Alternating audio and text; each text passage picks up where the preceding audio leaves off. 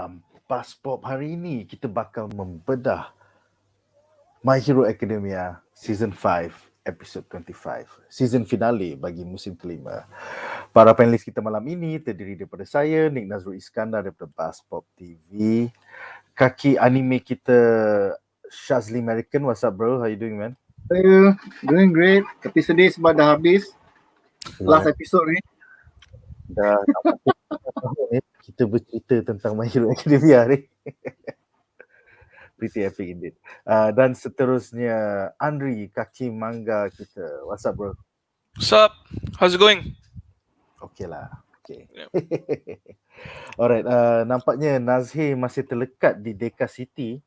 So bila dia dapat keluar eventually dia akan join kita midway lah.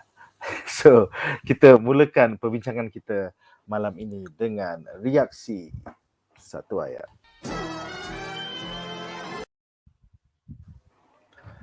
Alright, so reaksi satu ayat aku adalah wrap up. Episod minggu ini berjudul The High Deep Blue Sky, satu tajuk yang tak munasabah langsung, tapi merupakan wrap up episod bagi keseluruhan season 5 sambil setting up new storylines dan subplots untuk season 6. So apakah reaksi satu ayat korang? Aku mulakan dengan Andri. Silakan Andri.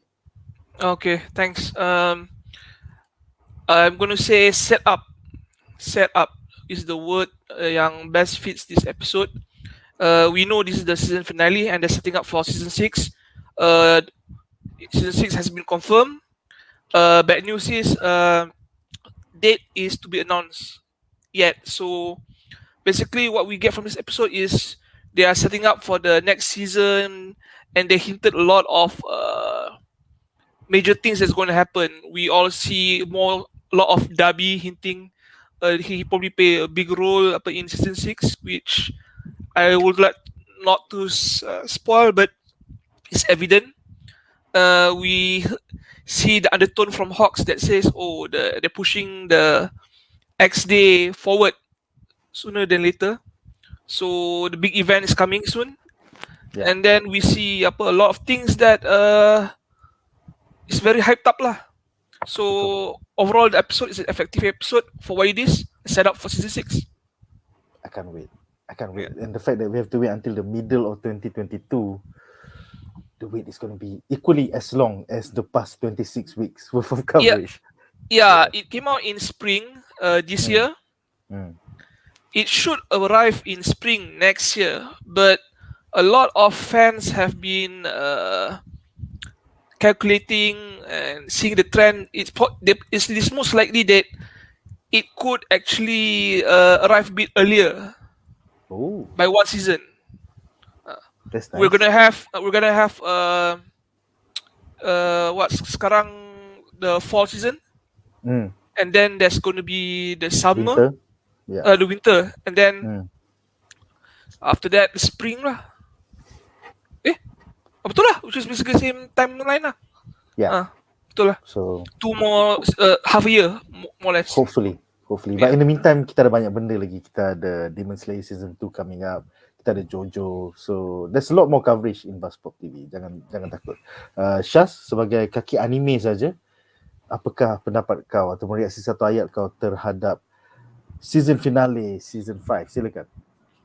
I wish we could actually see the rest of the training arcs or the rest of the students, because memang nampak sangat Endeavour ni tak kerti mengajar. But kita akan Aku setuju sebab Endeavour punya dia punya arahan tu punyalah wait tak mampus. Aku macam betul. Buat ni macam dia macam memandu kereta apabila anda menekan brake, itulah kelas. Dude, be specific man. Be fucking specific. You are trained for 2 different people. Kau cakap it's like driving a car. Kau main kelas. Kepala otak kau aduh. Don't forget before that, catch me if you can. Before the climb happens. Yeah, catch me and then you will graduate. Aku macam what? No. Okay. Here's the thing about catch me if you can. Dia dah ada the receiver tau. Exactly. Tak ada apa-apa. They have nothing. So macam basically Endeavour main cheat code tau. Dia macam aku dah ada ni. And then masalah bila dia apa dia direction dia ubah-ubah, tiga-tiga tu terkial-kial kena kejar-kejar. Kau rasa macam fair tak? But basically it's a fucking handicap punya Dah lah, apa tu bukan bandar main dia orang. kejar-kejar. Mana dia tahu tu bukan bandar dia orang pun. Kan diorang tak familiar. Lepas tu apa memang apa Endeavour dia dah lama kat sana, dia dah familiar. So macam apa benda ni doh, kau punya apa main game tu sial lah, tak boleh lah. Aku tak boleh dengan apa dia trending up yang teruk gila lah. Continue, Shaz. Actually, that was my reaksi satu ayat lah. I wish we could have seen more of the rest of the training that the other students had gotten, because it was quite obvious. Even in the early part of the episode pun kita dah nampak, oh Mamat ni tiba-tiba they have new combinations, they have new motivation and everything. Itu dalam segmen kita yang seterusnya. Ya. Kan? Yeah. Cool. Nazir, besides Endeavour Agency arc lah, apakah reaksi satu ayat kau terhadap the whole of season 5? Silakan. Well, the whole season 5 actually is a mix of roller coaster ride. Kau start dengan training, kau start dengan school program, lepas tu kau pergi dekat survival arc, lepas tu tambah sikit dengan backstory Aizawa dengan apa Mike, and lepas tu kau pergi ke Villa Academia. I think it's a mixed rice lah, but it's a mixed rice, tapi you know it's good, but it could be better kalau tak ada drama maghrib pukul 7. Tu je. Kalau that big chunk being removed, tambah dengan something awesome like maybe additional backstory of MVA, it could be so much better. Ataupun at least you extend the backstory of Aizawa Sensei. Itu could be mind blowing, man. Itu could be a better setup untuk season 6 actually, honestly speaking. Betul. But you know macam alah, korang pun apa animation pun korang cut sebab apa nak bagi duit dekat movie. So apa kita cakap kan. Yeah, but my reaction for ayat is a mixed roller coaster ride, but I'm glad it's over. I really glad it's over actually, sebab macam syukurlah habis. Itulah. Actually aku agree dengan Shaz. The Endeavour Agency arc could have been better if it was just called the Agency arc. Lepas tu kau asyik lompat-lompat, and then you see how the other students get better, not just focus on Endeavour. Ya, betul. So kita ada dua komen. Ada apa-apa lagi daripada para penyanyi? Okay, aku just nak tambah. Actually, actually for the agency art, it could be better kalau kita nampak macam mana DEKU training the Black Whip actually. It show like more extension, like how dia bersusah payah, how dia kena pukul dengan whip sendiri ke, you know, it's a crossfire balik ke. That's a result of training yang macam buat kita lebih Shazam, go webs, Shazam. Yes.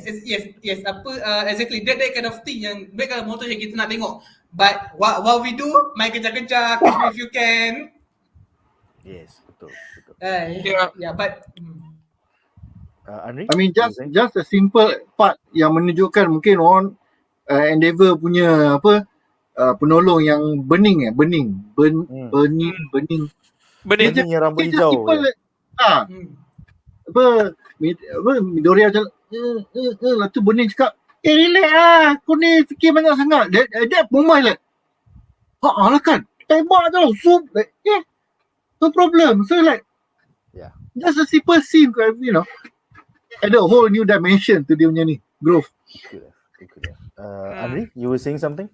Yeah, so far season 5 this season is the weakest season in the whole series so far. Starting 1, 2, 3, 4, it was great. Macam if you want to put it on score, right, it was either 90 or 95%. This one is like it became into macam below 80, like 75, something like that. It's like 70 to 60 punya average score lah. I agree with you. Yeah. But they have some of the most memorable episodes in the series in season 5.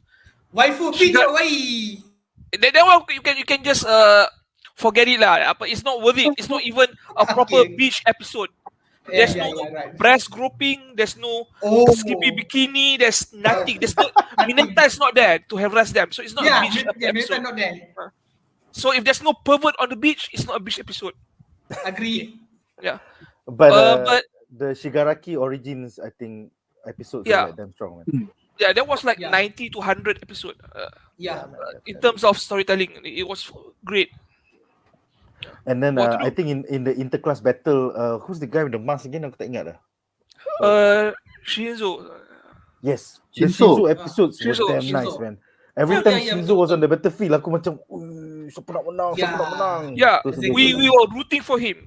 Even Yeah. though he was not the main character or the Three Musketeers, we were rooting for him because he was a symbol of he wanted to join the class, and a lot of fans who watch the show, right, wish to be part of the show. So he was the extension of all the viewers in some way. Yeah. So Betul? yeah, so that was like 90 plus episodes in terms of scoring. So yeah, it has a golden points, but not all is gold. A lot of it is bronze actually. Thank you, Endeavor. Yeah. You destroyed the family, now you destroyed the quality. So okay, number 2 hero. Oh, well, number 1 hero. sorry. number one hero One, itu. yeah. Alright, so kita ada beberapa komen dari penonton di rumah. Kudo punya reaksi satu ayat mengatakan, Bakugo can cook. Happy New Year, Class 1A. See you in Season 6. Seterusnya, Bakugo potong chives je kot. Bakugo can cook. Tak. Nick, in an earlier episode, I tak ingat if this season or previous season, he was actually shown cutting stuff tau, like sebab he's always angry when he's doing things kan. But dia Yes. potong lacu tau. Dah tu dekat background kan, Ida tengah pegang ubi. Ini apa? Ini apa? Lepas tu dia tanya classmate lain kan. So this is ubi. How do I cut it and everything? Whereas in the foreground, Bakugo tengah cutting up things. Yeah. So basically hasil child abuse dekat rumah itu yang Bakugo buat apa jadi seorang yang apa pakai memotong. Tapi dia punya insult was the best lah. Yeah. Kakak kau kecewa dong dengan kau. Cai pun tak boleh potong. Relax. That burn. Kau ajar betul. No chill. Favorite aku lah bila dia pergi Okay, alright. makan dekat rumah Endeavor, dia marah. Masakan ni dah tak sedap pasal korang punya drama, okay? Mau potong pun tak boleh start. Mau potong pu. Yang satu lepas tu ending, weh bagi aku apa resepi tofu tu.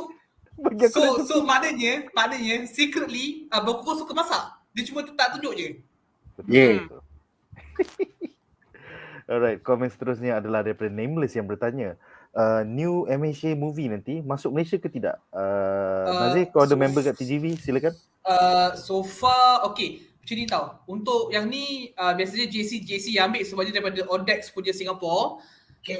As for now biasanya JC belum ada news lagi, tetapi standard diorang akan ambil lepas 4 atau 5 bulan dekat Japan. That's standard punya timeline. So aku rasa diorang akan ambil, cuma sekarang tengah planning for the tarik actually, for the slot sebab kau tahu movie baru buka, so banyak movie lama yang being postponed, diorang nak clearkan dulu. Okay. So once the timeline schedule dah clear, baru the key person akan susun elok actually. Aku honestly hope dia tak clash dengan Spider-Man. There will be a very Kau bad takkan decision. buat duit. Ya, that's why. I Minggu hope Spider-Man kau takkan buat duit. Ya. siapa yang jaga JC kalau dia susun macam tu, kita akan protes, okay? Sebab penonton, banyak peminat MHA pun akan nak tengok Spider-Man tu. Okay. So like, gila lah. Minggu Christmas tu is gonna be Yeah. Spider-Man first, Matrix Yeah. 4 second, and Yeah. then anything else after that. Dua filem tu is more important. Macam aku as a guy who used to work at the cinema, macam usually kalau ada big movie kan, biasanya movie anime ni diorang akan letak dekat screen yang kecil. Diorang akan limitedkan dia punya screening. Yeah. Usually like that. And dia akan tambah, so macam even though demand was high also, they have to be staggered like that only, sebab memang kadang-kadang kalau kau nak tambah tak boleh, especially Frozen since December sampai ke April 2014 every week full house. Even though kita buka 3 hall saja penuh. Wow. Yeah, It is a kid this is movie. back. This is back in KLCC. So if walaupun demand high pun and that moment ada movie macam Peabody Sherman, ada like a decent movie apa semua. So tak nak kita orang terpaksa prioritisekan blockbuster movie to the bigger screen. Makes sense. Betul? Yeah. It's all a business deal, yeah. Tapi you know it's all depend on location lah. Kalau that location like a Mid Valley, there is a chances yang diorang akan letak maybe like a 2-3 slot or during on the afternoon untuk bigger screen, and the rest they all like a Spider-Man, Matrix macam tu lah. Okay. Tapi yang paling penting lah, aku harap by the time the movie sampai Malaysia kan, under 18 dibenarkan masuk. Because I know that banyak penonton MHA adalah under 18, and at the moment kan kita punya COVID punya jab semua ni kan still belum sampai to under 18 kan, so we'll see how it goes lah. Sebab sekarang ni pun diorang pun tengah cuba nak accelerate the rate for the underage kan, so let's hope while we achieving 90% of the vaccination rate, also ada 18 student and people get fully dose lah, hopefully. Yang Nameless punya comment on pirate tu kan, lama juga kalau bimbang orang tak tengok sebab ada pirate. Okay, sorry Shaz, siapa ada pen they will still go and watch juga, because to watch it at the big screen is experience. Yang tu yang tu satu. But one thing kau kena tahu, Japanese punya piracy punya strict, sangat-sangat strict. Sampaikan pirate pirate akan muncul 6 bulan selepas tayangan. 6 hingga 9 bulan. That moment DVD, Blu-ray keluar baru akan ada proper pirate. Tapi kalau nak dapat Cambridge ke apa, jangan harap lah. It's not like macam American yang macam India yang macam apa, diorang boleh letak tripod kamera dekat empty hall untuk biar record. Nope, Japanese not like that. Diorang punya restriction level is a whole another level. Memang kalau tangkap bye-bye. Yeah, makes sense. By the way, Shimin mengatakan hope kalau movie dia keluar worth it lah sebab dah banyak skip for this season. Don't worry bro, movie dia tak canon dan tak ada kaitan dengan season. So you can go in fresh, you can enjoy the movie and then you can walk out like, oh, I wonder what the season is like. So don't worry bro. Yes, exactly. Kemudian Kudo menambah, I think pirate banyak dari China. It depends juga. Depend on macam mana how Japan dia nak market. Tapi sebab Japan dia punya market biasa dia pergi Singapore, China pun ada. Tapi you know, it's like basically kalau kau nak cari China punya, kau tak akan cari dekat normal English based language torrent tau. Kau akan cari dekat tempat-tempat yang ada Russian punya bahasa, Chinese punya forum yang memang you need a proper Chinese to look. Otherwise kau akan lost for sure. Lepas tu kau akan klik benda salah. Exactly. Itulah. Okay guys, so dengan itu berakhirlah segmen ini dan kita bakal membincangkan 5 babak menarik daripada season finale MHA season 5. Sempena rancangan Marvel's What If, kami di BuzzPopTV telah bekerjasama dengan grafik designer tempatan AFmech Design untuk mempromosikan T-shirt rekaan khas bagi peminat tegar MCU, memaparkan watak Star-Lord T'Challa dan zombie hunter Spider-Man. Dapatkan T-shirt eksklusif ini di Shopee sekarang dengan mengklik kepada link yang terdapat di dalam video description kami di YouTube dan Facebook. Jangan lupa untuk like dan follow AFmech Design dan BuzzPopTV di Facebook dan Instagram. apa video tu ni? Itu iklan ya guys. Iklan untuk t-shirt MCU ya guys. Kalau korang berminat ni t-shirt MCU Star-Lord Legacy of T'Challa. Ini Gildan kan? It's the same design. Ini bukan Gildan unfortunately. Ini adalah Ryan ke apa? Aku tak sure. Kalau US size kau pakai berapa? 3 ke 4? Oh, ini Asian size. So kalau macam size aku ni kena pilih 4XL ataupun 5XL. Alamak, right now aku tengah pakai 2XL. So it's putting down. Cuma aku tak betul kan? Baju ni hitam, so kau tak nampak puting aku. So that's why. Yeah, I know it's fit sebab aku nak pakai something yang macam like a apa design passport kau, like it's easy to wear macam tu kan. You can check out the Shopee links in our video Yeah. description di Will YouTube do, dan will juga do. Facebook. Don't worry guys. Okay, so bapa penarik kita yang pertama, Hawks PLF Double Agent. Di mana Hawks rupa-rupanya berada di kalangan ahli-ahli Paranormal Liberation Front yang terkumpul ketika pertabalan Shigaraki. So kita ada satu quote daripada Dabi yang mengatakan, whether or not this is real, this means you killed someone. Kemudian Hawks juga mengatakan, with soldiers being led under a single wheel. Tiga group ni, Feel Good Incorporated's control over the network, Dead Nerat and their deep involvement in the hero industry, and the other high-end normus that are likely still around, they can do whatever they want.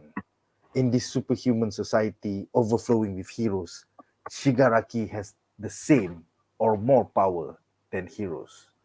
So soalan aku kepada para panelis, pada pendapat anda, adakah Hawks betul-betul membunuh Best Genies untuk mendapatkan keahlian Paranormal Liberation Front? Dan apakah yang Hawks maksudkan dengan X-Day? So kita mulakan dengan Andri. Silakan Andri. Oh, I know the real answer. So if you want to spoil it, I can say it. X-Day is probably the big attack where 100,000 of the PLF army is going to strike. Oh, this is the warning. This is the warning. Now it has a name. The warning that Hawks told Endeavour. It's back like in the Endeavour. it's like the invasion of Normandy lah. It's a concerted D-Day. It's a concerted name for that particular event lah. At least from my memory lah. You have to understand at this point kan, Shigaraki punya power right is at its peak tau. When Hawk say the PLF is now have the same power or more power than the heroes, he was not joking. The Deka City punya incident, they covered up. They sacrificed 5 quote users, and the survivor yang kena interview from the network kan, both of them are owned by Redestro punya group. Sorry. So the Feel Good Incorporated is supposed to be like a news network It's a bunch of Redestro is a leader of a conglomerate media manufacturing, all those things. I'm pretty sure that refers to dia punya network of telecommunications branch of the punya organization. Yeah. You do have that newscaster, the blue skin lady, and then you got the I am the cloning guy. I can use anything on so it kind of makes sense. Okay. Yeah, they literally covered everything that happened in Deka City. They did not know that the PLF is in full effect, a combination of League of Villains and the what you call them, apa yang Metal Liberation army. So now the heroes, they are not aware, and even if they are aware, what can they do? Because Hawks is still gathering information, and you have to understand it will take place entirely of Japan. Redeso himself said, right, Deka City is just one place. Imagine this thing happen at Deka City kan, everywhere else in Japan. Oh shit, Deka City happening all across Japan is gonna be crazy, man. Yeah, and he said this is like only 5 code users, and they sacrifice 5 code users yang memang the public boleh percaya tengok kan, oh they can level city. So these 5 people who can actually level cities, they sacrifice korban. Jadi macam just for the sake of publicity. Can you imagine if they have like 1,000 of these out of 110,000 of the punya followers? Yeah. Wow, X-Day is gonna be awesome. I cannot wait for X-Day. That's why people are looking forward to season 6, and hopefully they push it faster than usual. Do you remember what the name of the arcs are for season 6? There is split into 2. There's 2 cores. If I tell you, it's going to be spoiler lah, because the first one that happens is going to be a lot of people shock lah. Endeavour identity coming to light in season 6 and then Drama XD. continues. Yeah. Yes. Okay. Cool, Drama cool, continues. Cool. Nasib baik Syaz tak dengar. Endeavour. Okay, no problem. Okay, seterusnya Nazi, apakah pendapat kau tentang Hawks bunuh best jenis? What the fuck? Itulah aku rasa macam betul ke dia bunuh ataupun dia just knock out the best jenis. That's the thing, aku masih terfikir-fikir. Sebab macam kalau kau tengok from the silhouette tu macam there is no stain of blood tau. Macam dia just knock out macam tu tau. And for me, it's all connected tau. Macam the moment bila Hawks monolog, all the line were connected from the villain, from the villain story until now. Maknanya macam we all see the POV of Hawks actually, like how they get along with Samura, how they get trust dengan every member of League of Villain, and also maknanya X Days is gonna be the biggest event since season 3 or season 4 lah maknanya, sebab kita dah dapat season 3 masa one for all dengan all for one berlawan. Yeah. For season 4 kita dapat how Kai versus Eddie dengan DEKU. Yes, the Hasekai compound. Yeah. Although small tapi dia punya monumental is huge. Tapi kali ni kita dapat an army of villain versus an army of hero. It's going to be huge, man. Multiple cities.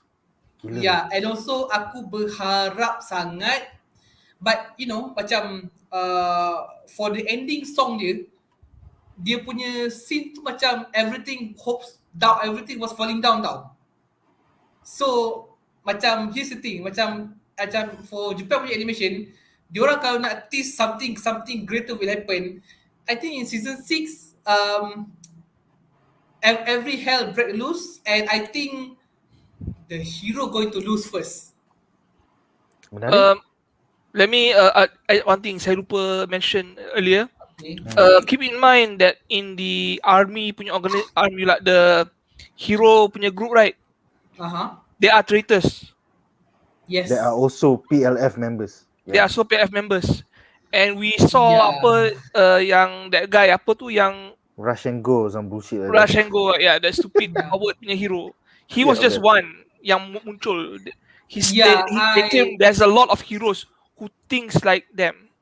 Ooh. Yeah, I mean aku, there was one point aku pernah Google and aku terbaca one of the traitor tu is No spoilers. Okay. No spoilers. Nak tunggu 6 bulan ni. Actually aku tak tahu is true or not, but of course I won't mention in front of you guys lah, due to respect for the audience as well.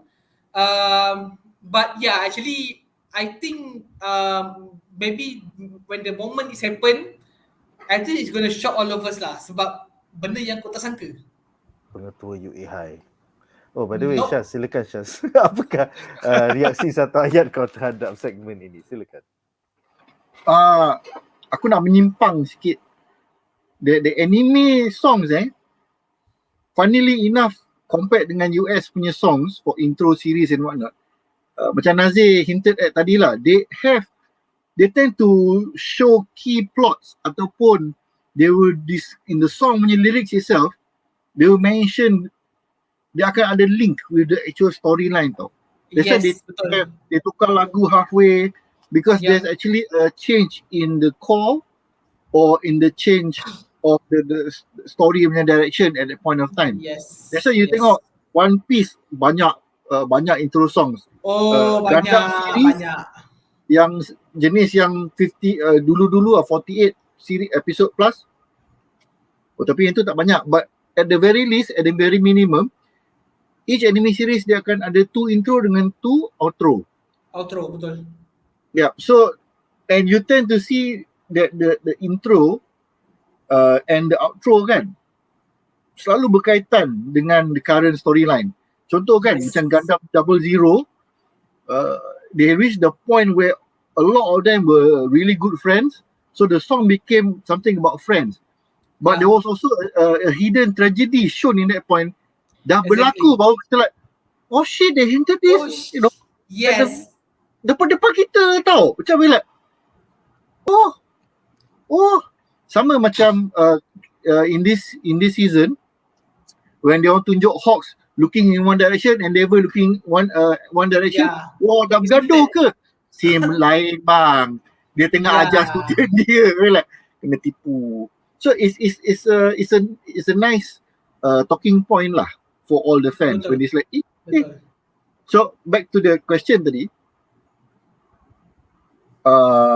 According to the anime and the manga aku tak baca, but in general yang aku tengok My Hero Academia ni kan, the heroes all look like heroes and the villains either look very evil or very shady. Macam apa slide Rengo Mamat tu kan, yang engkau nombor 2 hero tapi kat sini saya senpai. Like, aku jentik kau tadi kan. So if you look at all the characters, Hawks does not fulfill the villain punya trope punya character. Even Gentle Criminal pun, he has a slight crazed look tau. Dia macam Harley Quinn dengan Joker. Dia macam a bit of madness in the eyes, a bit of sadness and a bit of madness. Whereas the heroes are very straightforward. Dia tak ada macam like let's say some, you know, normal looking hero and everything, macam Kamui Woods and everything kan. Tiba-tiba reveal, saya sebenarnya villain. Tak ada. They are like all very straightforward. The villains you tengok, sekali tengok ini villain. Yes. Cuma whether it's a justified villain atau tidak. Contohnya State has a justification for what he's doing. We may not agree, but he's still under the villain category. So because of this kan, secara tak langsung kita telah dispoilerkan by this art direction. So I don't think Hawks killed Best Genius. Most likely it is a body double. Sebab kita tahu there is a character macam Twice. So Twice and dalam MH ini there are very few powers which are unique. The ones yang paling obvious is all for one and one for all punya powers, but almost every other power quirk kat luar tu, dia akan ada multiple people who use it. And that is only kat Japan. The rest of the world kita tak tahu lagi. Hawks punya network ni, it might have some international friends coming down for all we know kan.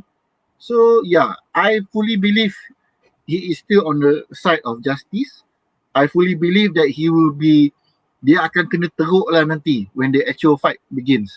But he will not move to the villain punya side. Oh, ada point yang you nak tahu dalam segmen ni? X-Day. Jadi tu. X-Day. X-Day tu I think pretty much our panelist lain dah mention lah. Cuma I'm not sure if they're going to accelerate it because Hawks should not know that Shigaraki will take several months to power up. That was the initial plan, but adakah they will accelerate it? We do not know. That one kita kena tunggu lah. Yeah. Sama-sama kita tunggu dan lihat. Alright guys, so kita ada satu komen dari penonton di rumah, iaitu kategori mengatakan Hawks masih low level dalam Paranormal Liberation Front. Yes, sampai dia kena jadi macai beli kopi untuk Twice. But dia Kopi ada masa 4 bulan. tak ada gula. Tambah susu, tambah gula. What? Aku sure by season 6 nanti dia akan jadi penting, you know. As he gets higher in the PLF. Agree. Alright, so dengan itu berakhirlah segmen ini dan kita akan ke babak menarik kita yang kedua.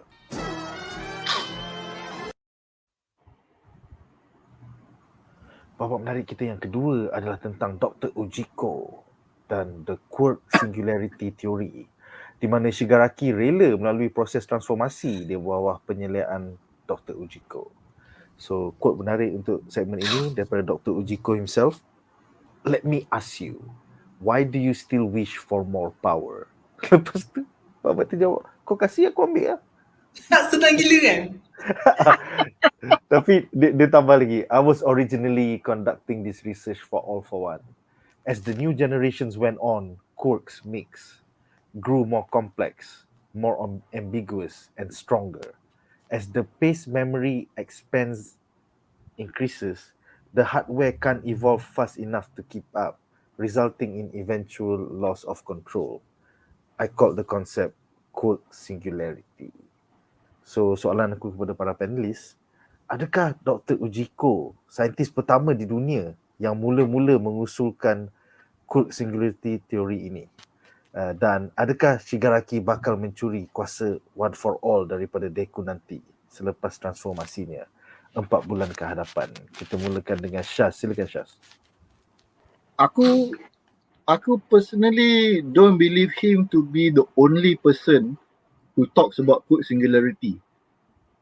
Dalam dunia akademia, bukan My Hero Academia as in the real academic world, there tends to be a lot of school of thoughts. So there are probably some people who have also researched on the growth and mutation and increasing of power dari these quirks ni, but he might be have been the only one yang proposed the idea that it will be a doomsday punya scenario. To me, aku rasa it will not cross that threshold because the body will not be able to mutate to the point where it cannot sustain itself. That's my opinion lah. So probably if I can think of this kind of view, there probably be other what do you call it, doctors and scientists who think the same. That there will be a cap tau. So you cannot lah macam endeavour kahwin dengan Ais dapat Shoto, and then after that dia kahwin dengan anak api, bini ada api, dunia api naik like even stronger. No, I don't think so. There will be a limit. The way he's saying it, the quirks mix grew more complex, more ambiguous and stronger. Like that's what it is. Contohnya kalau Shoto go kahwin a windbender, tiba-tiba anak dia boleh buat wind, fire and ice. That's what he meant lah. Not like your example was he married the same and then the fire will be stronger. But UJIKO was saying it becomes more complex. Yeah. But dia macam ni tau. Dia macam ni. In genetics, there will be, you can ada a core, you can the male side and the female punya side, recessive chromosomes and all that kan. Yeah. So tak in real life punya ni ada DNA semua ni kan. So the powers here when they combine with this, you tak boleh nak predict 100% what can happen. That's why kadang-kadang ada kalau father rambut straight, mak rambut curly, anak beranak ada satu curly, ada rambut straight, mata pun kadang-kadang the colours might be different. But the real concern is that there is nothing to stop the quirks from combining tau. Macam kita in normal society, the quirks you cannot have like mata separuh coklat separuh biru. You can have one brown and one blue for example, but you cannot have like half brown half blue, in some weird pattern. Dia ada specific rules. So the singularity yang Dr. UJIKO mention ni is that it is moving beyond the point where the scientists can predict what's going to happen. So macam contohnya kan, orang yang ice fire kahwin dengan orang yang ada wind and water, so dia boleh tiba-tiba boleh tembak berbola api, I can make ice from the water ice, in the fire, sewage pipe. water. But here's the thing. Yeah. Even though the powers are strong enough or strong when you are a kid, kalau you are aware of it and you tak practice or tak, you utilize it or use it, it does not grow. Jadi macam mak DEKU lah. Cuma aku rasa Dr. UJIKO ni initially, I got the direction right now. Aku dah boleh betul lah sekarang. Straight to the point. Lepas 26 minggu. Itulah kan, finally it's like without thinking dia nak terus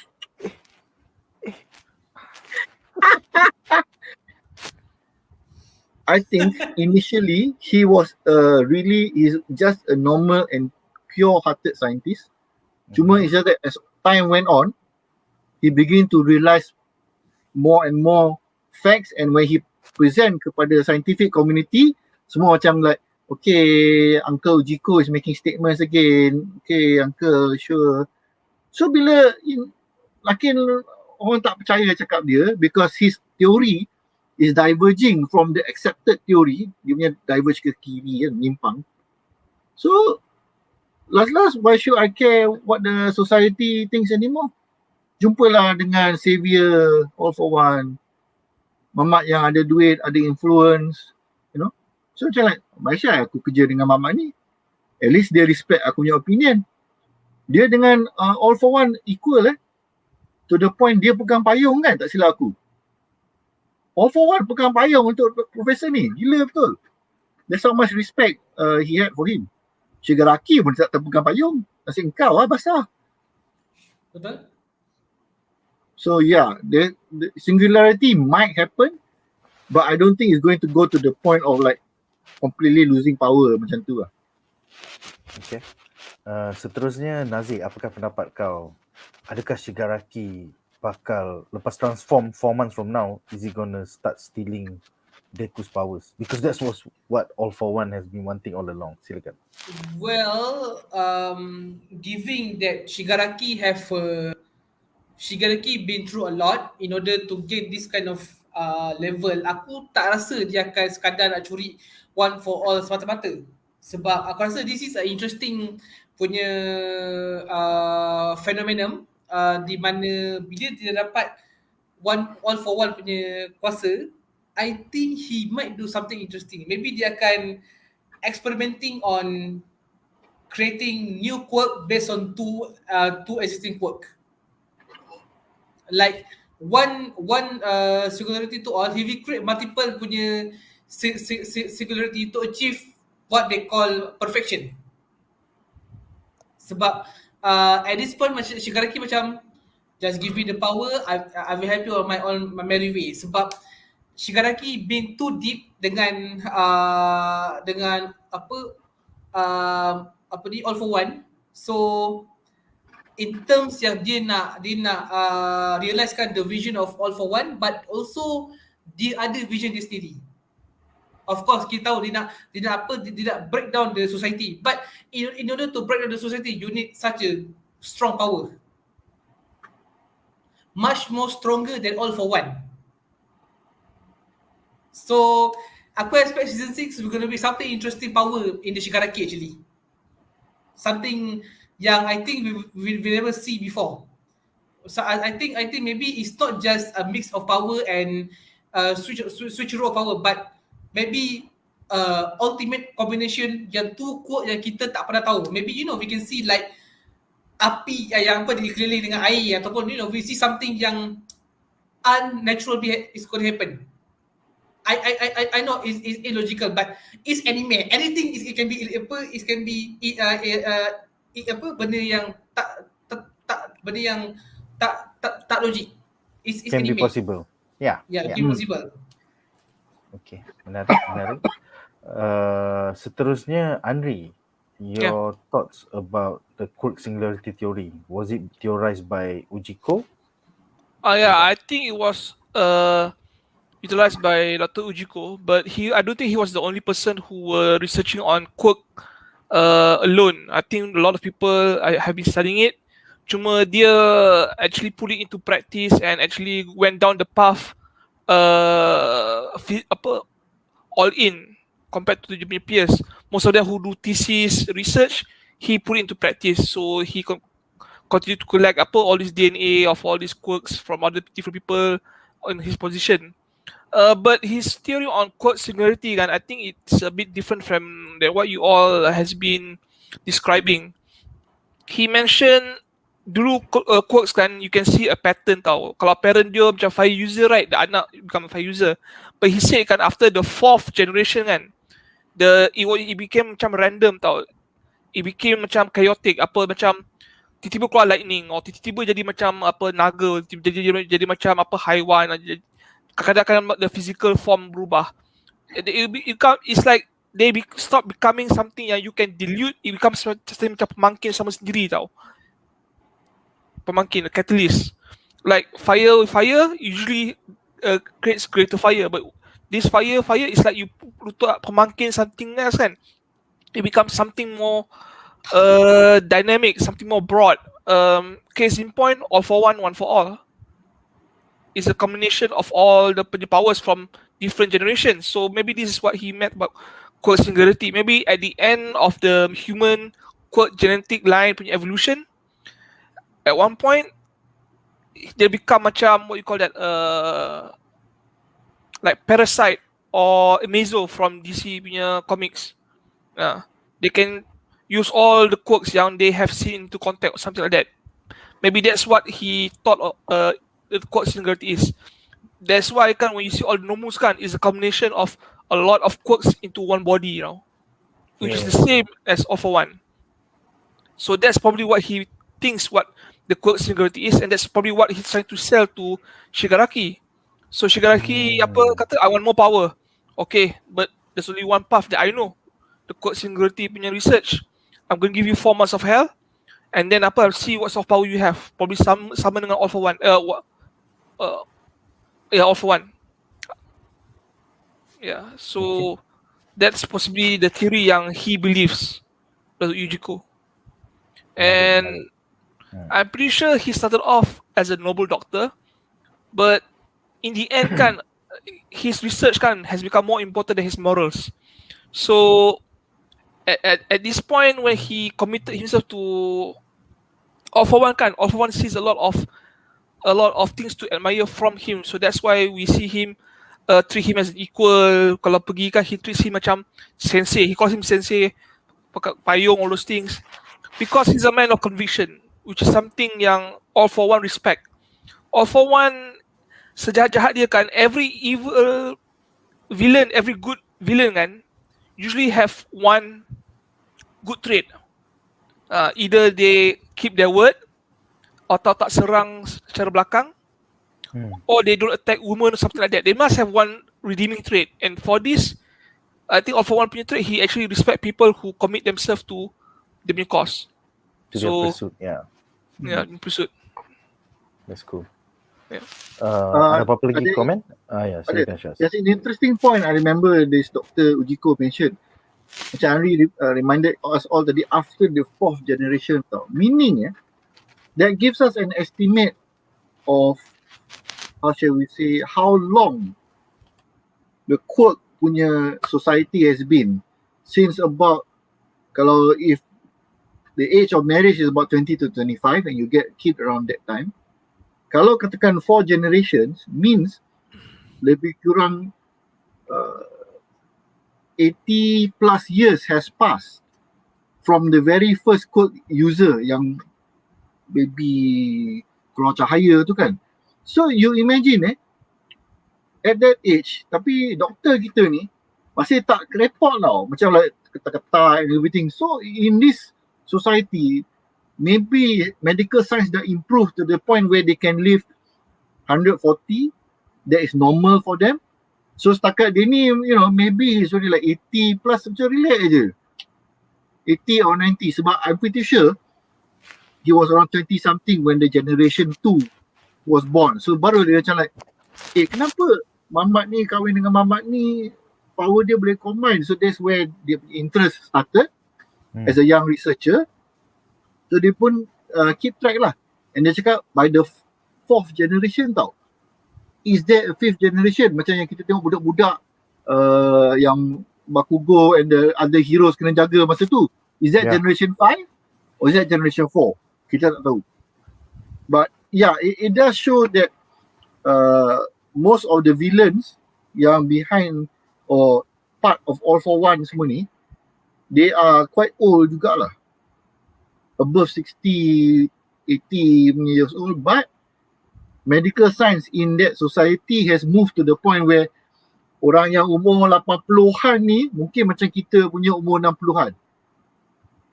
The type of or maybe even 50 years old can still go to the gym, badan boleh buff macam wrestler, that level. It's quite interesting when he mentioned that. Maybe. There is no definite timeline ni tahun berapa Lepas Tak tu ada. It's kind of like yeah, there is 20XX. there's no definite timeline, so Yeah. they keep it vague that way. So kita ada beberapa komen dari penonton di rumah. Pertama, Caleb Paul mengatakan, who is this doctor? Dr. UJIKO is actually second in command but more like ally kepada All for One. And there are some theories that he was also doktor sama yang cakap Midoriya is codeless. So that is the ongoing netizen punya theory lah. Teori Do you guys ya, believe- memang nampak sama kot. Do you guys Dengan believe botak that dia this dengan- is real? Kau rasa Yeah. betul tak? Oh, Possibly. is this confirmed in the manga? It's not confirmed, but Tapi you know, they look the the same. design was same. yeah. Because not just kepala botak tau, dia punya glasses pun very close. Aku rasa yang doktor yang cakap Midoriya codeless tu ialah fan of Sonic the Hedgehog lah bro. Dr. Robotnik. Bukan Dr. UJIKO. Doktor cosplayer. Dia cosplayer, dia minat Sonic the Hedgehog. Tak good. Because what 200 chapters from now it still has not been revealed. That's what you're saying.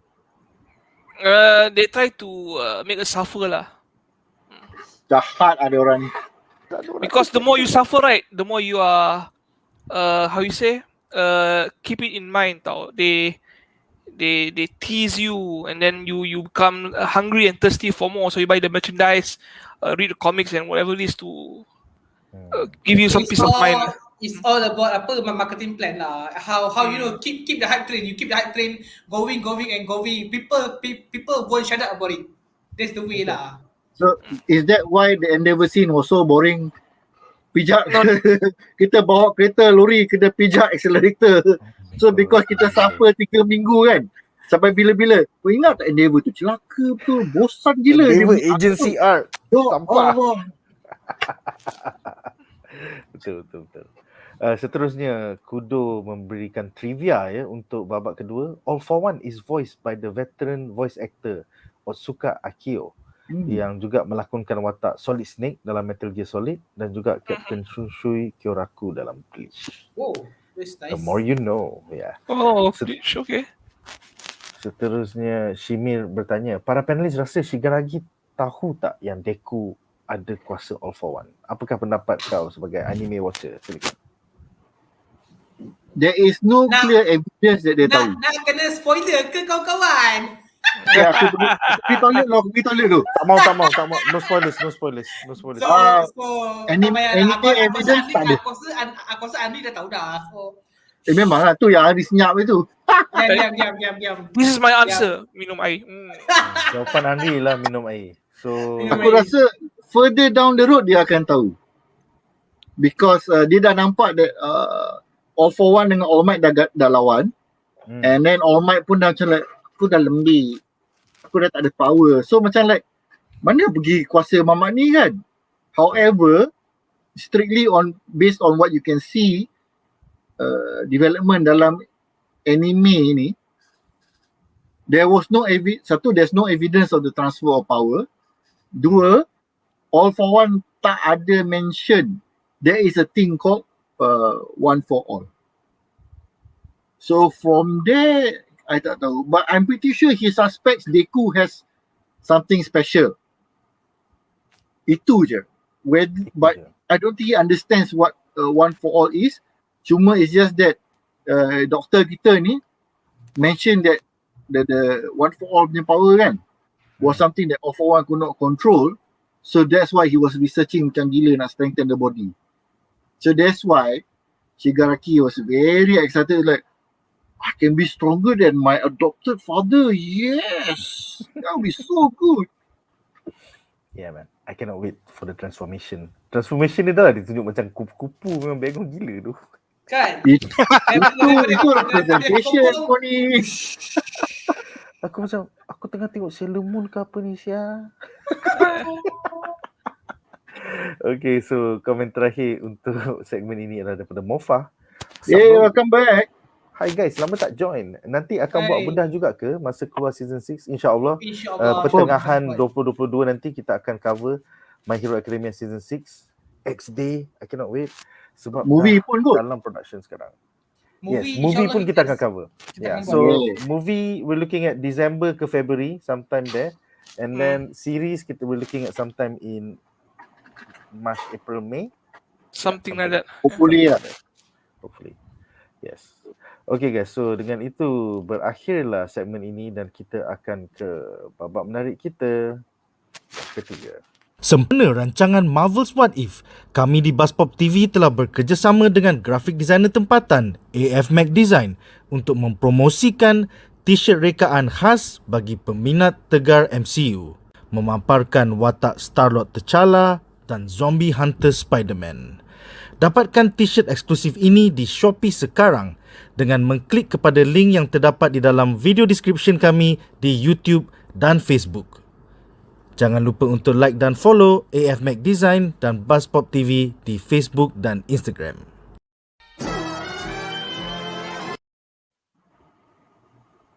Alright, so babak menarik kita yang Two ketiga. ad break. Okay, kau letak 2 ad break. Mestilah. Bro, kadang-kadang kita orang punya live stream sampai 3 jam, okay? So 1 jam Ya. satu ad break lah. Tapi yang Okey ni lah kan. sejam setengah, 2 jam kan. So akan ada okey lagi lah. satu ad break. Nanti kot. Okay, so klip menarik kita yang ketiga adalah tentang The Present Time Plus Ultra, di mana murid-murid UA High yang lain juga telah mendapat maximum power boost dari sesi work study mereka. Ada satu quote daripada Hagakure, Invisible Girl. There were a lot of plans that integrated offense and defense. So we had to come up with new combos and moves to keep up. Unfortunately, we did not get to see diorang punya agency work study, which is quite annoying. Bila tengok, never kiss macam Pokemon. You know, it's like... So, soalan aku kepada para panelis, apakah pendapat anda tentang hero-hero hampir seperti Hagakure, Neville Laser dan Ashido tiba-tiba mendapat skill boost yang amat deadly sekali selepas sesi work study mereka berakhir? Kita mulakan dengan Shaz. Silakan Shaz. Aku sangat sedih dan kecewa because that was easily a full, Yeah, man. either a full season or At least 3 episodes. a 3 OVA punya ni. Yeah. So hopefully lah, sebab they can make a post or in between seasons, they can make a special OVA. 3 episode pun cukup lah, you know. One Betul. OVA sejam, then you can show like 20 minute kind of thing. It's fine. Even The Mineta summary was of the badass though. Mineta was like, nah. Aku macam, Kan? Mineta weh. Kepala dia dah tak berdarah dah, macam like wow, he can control his power ni. Apa yang dia buat kan. Tapi dari segi the Ashido punya power ni, dah mula balik dah. Terbalik. Dia punya power ni, notice that dia punya power tak melt dia punya clothing because dalam my MHA, if you take some of the rambut fibers of the people Quirk users tu, then dia orang boleh replicate jadi benang and buat baju.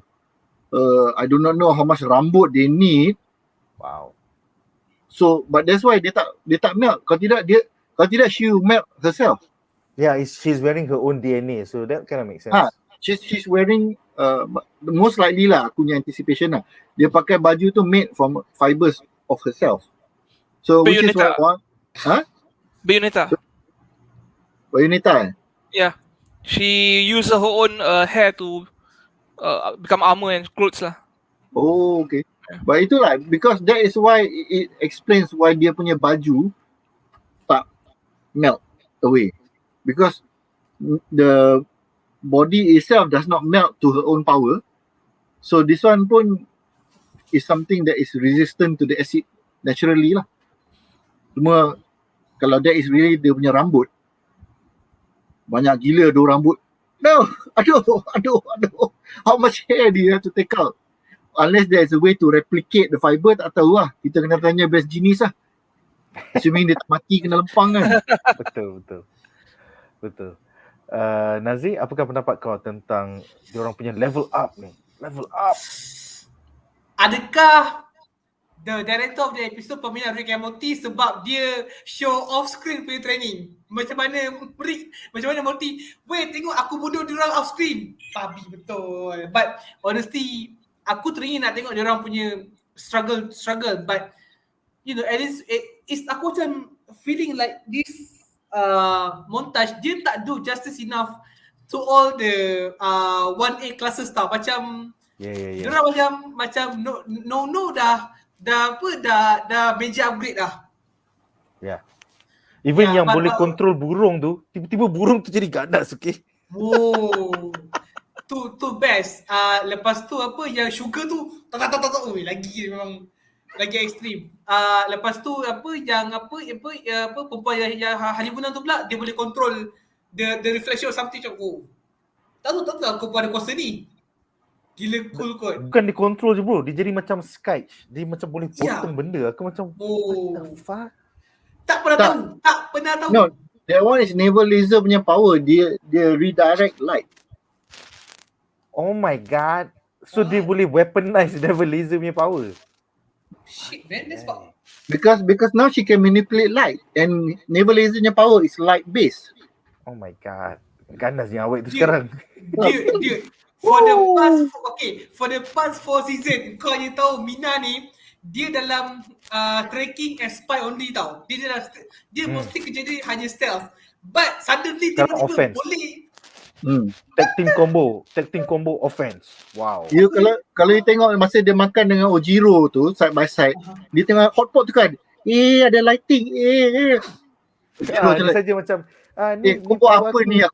Aku tak nampak ni weh. Aku nak ambil apa ni weh. Are you doing this on purpose ke? Yeah man. But yeah, actually macam aku I think most of them have a major upgrade. You know, we see Kirishima punya lepas berlatih dengan Fat Gum, dia punya harden dia lebih hard. Okay, we see Ashido punya acid dia pun getting better in control. Mineta yang paling terkejut lah. Dia kepala dah tak darah lagi dah. Gila tu. Yeah, and also you know, just harap for the next season aku nak tengok more Mineta lah. Come on lah, more Mineta. Mineta need some love lah for this, sebab season 5 ni aku rasa macam tak banyak. Ada sikit lah. Masa battle class tu lah. That's it lah. Itu je lah. Tapi tu pun macam dia punya combination dengan setiap gila power kot yang pakai tape tu kan. It's kind of really cool actually. Badass. Seterusnya Andri. Was there more in the comics or did they adapt it well? Silakan. It's a fair adaptation. It was good to see it on animation lah. Because all these characters mostly power suck. So when you see this improvement sikit kan, it's like they improve a lot, which is true. Naval laser for some reason now, you can see him keluar pedang cahaya, basically a lightsaber, possibly inspired by Star Wars Vision baru-baru ni. Mineta rambut tu, I always mention is that scene from the Incredibles where Mr. Incredible kena, lekat dengan all those balls in that trap. And Hagakure reflecting light kan, I think that was actually something that we all expected for her to do one of these days now, because dia punya power kan is reflecting light macam Sue Storm. Yeah, that's why she's invisible, because she refracts all the light. Right. Yeah. So for her to actually manipulate this kan is like it's like a basic thing already. That's something that she neglected for some time now. So I was impressed with some of them. Even yang control tu kan. Okay, you can use your pipit to beat up this robot. Okay, can you just bring another robot which is bigger? Tak ada binatang lain ke? Pipit je. Yeah. Betul lah. Patut suruhlah halang ke apa ke. Something more bigger, more something yang boleh beat something else. It doesn't have to be something big. Kecil tak apa. I saw this one episode dekat Justice League Unlimited. Aquaman was fighting against this robot and Superman kalahkan this robot, but they don't know how to get rid of this robot.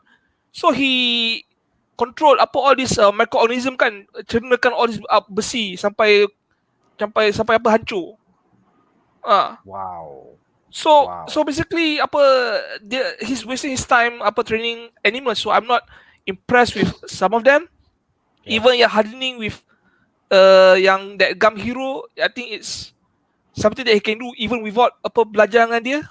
So it was nicely adapted, but I don't think they have that much improvement than what you expected. I mean, naval laser, the lightsaber kan, it's just basically dia macam pancut and then tahan and then hold it. It's like me taking a piece kan, and then not everything tahan, and then pusing and cut things with. We Pancut lepas tahan Pancut kemudian tahan. Okay. I'm talking about kencing. power tu kita dah nampak dah. We have seen it in an earlier episode. He can do that. That was the thing that rallied all of his classmates back during the license punya exam tu. Yeah, he did it already. Cuma he did it better after the training. Dia tak so faham power. it's not that big of a deal of improvement. DEKU punya improvement was basically a new power. Yeah. So I you was see hoping to see a bear ke apa ke. So Right. you see different levels of power punya improvement. So I was not that impressed with the development of the other heroes. Even my favorite Momo, right? Dia punya power pun wasn't actually emphasized because I think she's mostly trying to develop her soft skills. So I think for DEKU, Bakugo and apa nama anak Endeavor tu, I keep forgetting his name. Ani is the new one. Toya his name, bukan? Siapa? Dia mana? Apa nama tu yang Hafiz tu yang Shoto. Shoto, ya Allah. Oh.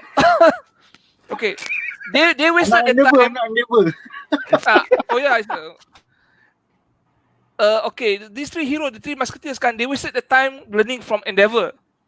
It appears that the other heroes kan lebih kurang sama pun wasted their time learning from the other heroes. It's like all this study training kan, okay, we just spend like 1 week, 2 weeks, 3 weeks with these heroes, tapi kita punya improvement is just like this je. You might as well just put them kan on the work training by themselves, and they can develop instincts by themselves, which is better. Kalau kita nak discuss this point, what we can summarize it is the training did not improve the lethality or combat readiness of a lot of the students. Macam contoh I think the one yang paling obvious Ashido ni lah, which kebetulan Nick has chosen as dia punya ni image. She is one of the few ones who could take down all the robots by herself. Yeah. Some Contoh of them develop better. Like Mineta, why not teach him how to become super accurate in dia punya baling? Kau baling straight kat sensor, kau dah buta, kau gelak je lah, you know. Or like the macam yang animal macam tu, macam Andri kata kan, dalam cerita lain, dia makan all the cables and whatnot. So why not get bukanlah nak kata, let's say like he can only, or he biasa dengan birds kan. If the birds go plug out the sensor eyes ke apa ke, macam Kirishima, if he started making his hair become jadi panjang ke, orang macam kenapa rambut kau jadi panjang? Sebab it can become a hedgehog style punya attack. So we don't see actual combat improvement. We see their readiness dari segi improvement as a student, yes. But if the heroes had any inkling, any idea that there's going to be a big fight on the horizon, I think the heroes did not do a good job lah, training on how to be more combat ready. Actually, they did anticipated the need to put these young people into the field as soon as possible. I think earlier in the season kan, they said this is the purpose of this training, to make them more prepared for action.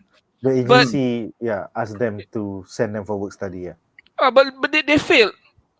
I mean, yang kawal burung tu kan, okay, dia guna burung pipit. Tak boleh guna burung enggang ke atau burung belatok, you know, some sort of big bird Or at least let them shit at the robot punya screen monitoring devices. I mean, serang. Or you control apa kerkatu masuk dalam dia punya wiring or something else. It's legit waste of time for all of this. And I know it's supposed to make them look good, but all it does for fans with a lot of analytical view kan, it says, oh, they all wasted their time just like our three heroes. So that's my take on it. Yeah, it looks nice, but in the end, right, you see how ill prepared they are towards the coming storm. So it's good because there's going to be a lot of drama and action because of this. Yeah. Bad news for the heroes. Some of them may die. I'm not spoiling anything, but worst case scenario kan, in real life kan, if you're ill prepared, you usually end up as a statistic. Yeah, with this level of preparedness, kalau you in Squid Game kau dah mati. Is this like Harry Potter where Cedric Diggory died in the games? Maybe.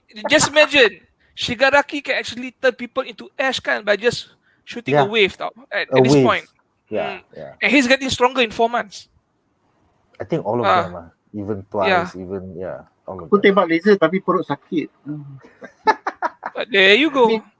I mean kalau si Mamat yang animal friend tu kan, to show a significant experience, buatlah dia macam Vladimir Putin duduk atas bel. Let's go. Wow. Like, serang lah. Lepas tu tiba-tiba kan 10 bear come out from nowhere lah. Roar like.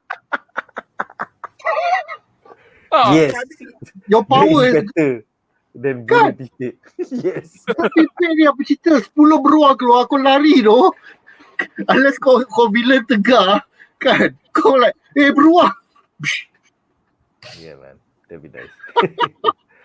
Alright, so kita ada banyak komen daripada penonton di rumah. Pertama, Mofa mengatakan, tapi dalam manga pun dia tak tunjuk banyak tentang agency arc ni. So rasanya dia tak nak makan banyak episod.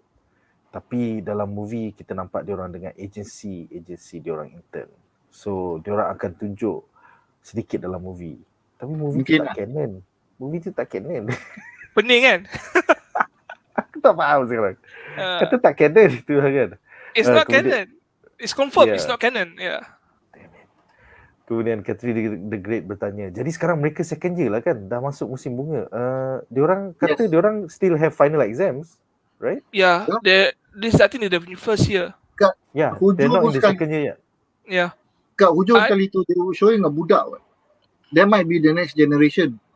Yeah, that means they were saying at the dinner that we are fast approaching our final exams. So they're not in their second year yet. They have 3 more months to go or something. Yeah, I think they're the first year in high school. Budak tu probably masuk first year in middle school. Something like that lah. Yes, kita akan bincangkan nanti dalam harapan kami bagi episod season 6. Kemudian Catherine the Great mengatakan sekarang ni kelas Hero 1A dah ada support teknologi contohnya Uraraka pun dah ada Black Whip. Lepas tu dia boleh fist bump dengan Deku. Yeah, we are team. Just get it over lah guys. Just get it Come on. Kiss already. Come on. Kiss already. Jangan gentil orang lah. Diorang tu chapter dia sekarang pun tak ada makna. Tapi kau tengok Ashido is the most obvious lah. Hey, aku ikut cara kau. Hey. Like, wow. But she is the most she is the most romantically aware character in the entire class. Exactly. And the guy is clueless. Good guy. Kirishima bagus. as fuck. Bagus. Kirishima macam awak ni tak suka aku kan? Ke dia suka aku? Kemudian Nameless mengatakan Aizawa boleh nampak tak Invisible Girl? Tak boleh. Mofa menjawab tak boleh. Aizawa hanya boleh hilangkan quirk orang yang dia nampak dan tengok sahaja. And dia tak boleh hilangkan quirk jenis mutant macam Invisible Girl. Yeah. Tak boleh. Macam Suyu semua tu, they are permanently that way. Yeah, they mutated to be that way. Kemudian Shimi mengatakan in the scene diorang just cut one scene je rasanya. Which is reaction diorang punya kelas Time Deku dan Uraraka fist bump. Oh, okay. That's cool. Dan yes, scene tu tak penting sangat. Okay. Seterusnya Kudo juga menceritakan Kudo's Nihongo Trivia number 3. Yao Yozoru Momo when spelled in kanji can be read as Yao Yozoru 8 million. 8 million. Momo 100. Momo 100. Okay. Is this Aku tak faham. tak, Shaz? ada satu lagu tu 108 million year, aku tak ingat. It was a mecha series that shows two characters always returning back to life and meeting each other again, blah blah blah blah. The song was a song about people waiting for hundreds ke millions of years. That's why aku macam like I can't recall sebab I saw the anime lah more than 10 years ago. So is this a relation to that somehow? Nanti kita cari. Kita nantikan jawapan daripada Kudo nanti in the comment threads. Seterusnya Nameless menteorikan lagi baik guna tikus macam dalam Suicide Squad daripada guna burung putih. Betul. Yes. Tikus Betul. can take down a fucking space alien, okay? Ribu tikus. Yeah. Better yet, cockroach. Cockroach aku rasa banyak hero lari kot. Hero, villain, haiwan lain semua lari. Babi, what the fuck is this? What the fuck? Oh, Don't the girls touch me. I surrender. You did versus girl. Yeah! Lipas. Yeah. Betul. That's the final boss punya power tau. Lipas. Yeah, man. Lipas terbang lagi takut. Oh. Exactly. That motherfucker when it transform into the wing macam oh shit. Yeah, fuck. Tiba-tiba kau tengok langit gelap kau tu. Apa hal ni? Sejuta lipas tu kot. Aku bunuh diri tu. aku bunuh diri tu lah. Okay, seterusnya Mofa mengatakan ini reminder ya untuk non-manga readers, tak ada spoiler. Prepare sajalah untuk season 6. Akan ada yang murung nanti. Andri murung tak bila baca the manga? Andri? No, because when I read manga or if I watch an anime, I don't actually root for the heroes all the time. I root for the characters yang saya suka. And thanks to My Hero Academia, you have a lot of good characters on both sides, heroes and villains. So seeing any one of them having a lot of success makes me happy. So I look forward to it. If the heroes mati, saya senyum. If the villains mati, saya senyum because someone's doing well. Yeah, man. Mofa ni dia letak akan ada yang akan murung. Kononnya macam tak adalah spoiler. Tapi orang akan murung bila ada karakter yang mati and it's a popular character. Hello bang, tolong tak? This is why aku aku unfollow certain friend dekat Facebook sebab dia selalu cakap, wow, aku tak sangka mama tu did that. Okay. Waktu office That is hours against bila orang dia tak tengok punya lagi nature. Against dia punya nature, he did that in this episode. So one of the good guys did an evil thing. So like, that is a spoiler lah. I mean, I tak kisah personally, but you know, ini spoiler bang. Mini spoiler. Betul. Oh, aku betul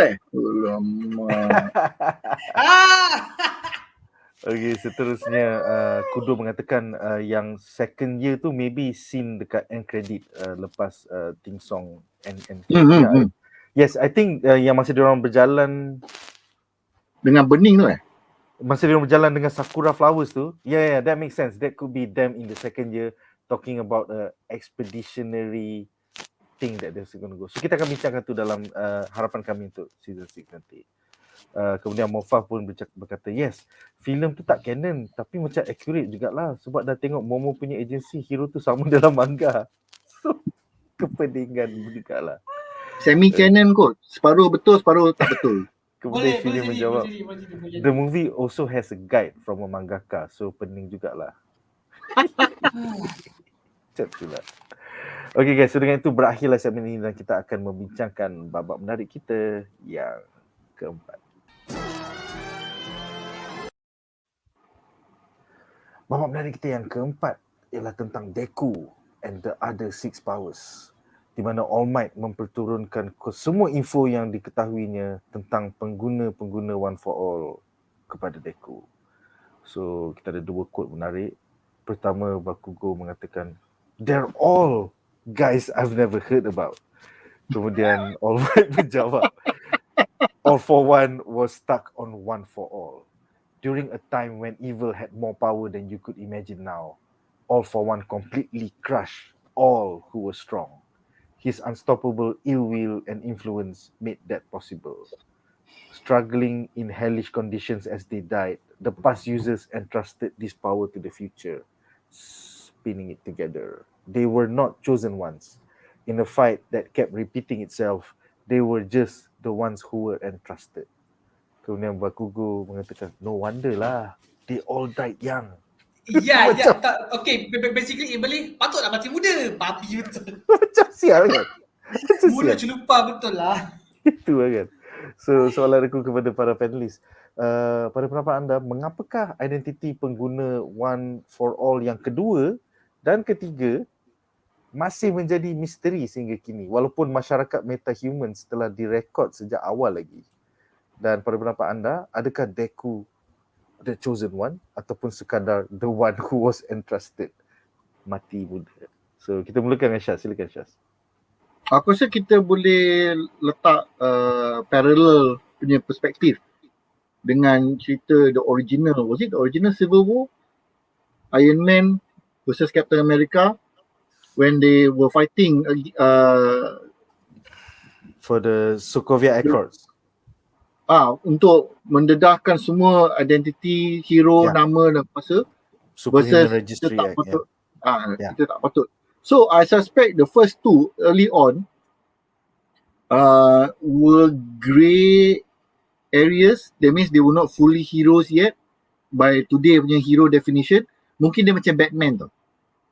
Aku tak ikut undang-undang, I do it my way. So because of that, Which makes sense. official records pun macam tak ada. Sorry? My Hero Academia, Vigilante. Yes. Vigilante, yeah. Yeah. So during that time, mungkin there's no official what do you call it? There is no official record sangat, there was no official heroes at that point in time. It's just vigilante punya system. So for all we know, mungkin the second receiver of One for All was actually somebody who tak kenal All for One and could have been friends with him at that point of time. Kita tak tahu. Because all the stories is in the past and it was not revealed. But an interesting point kan is that All for One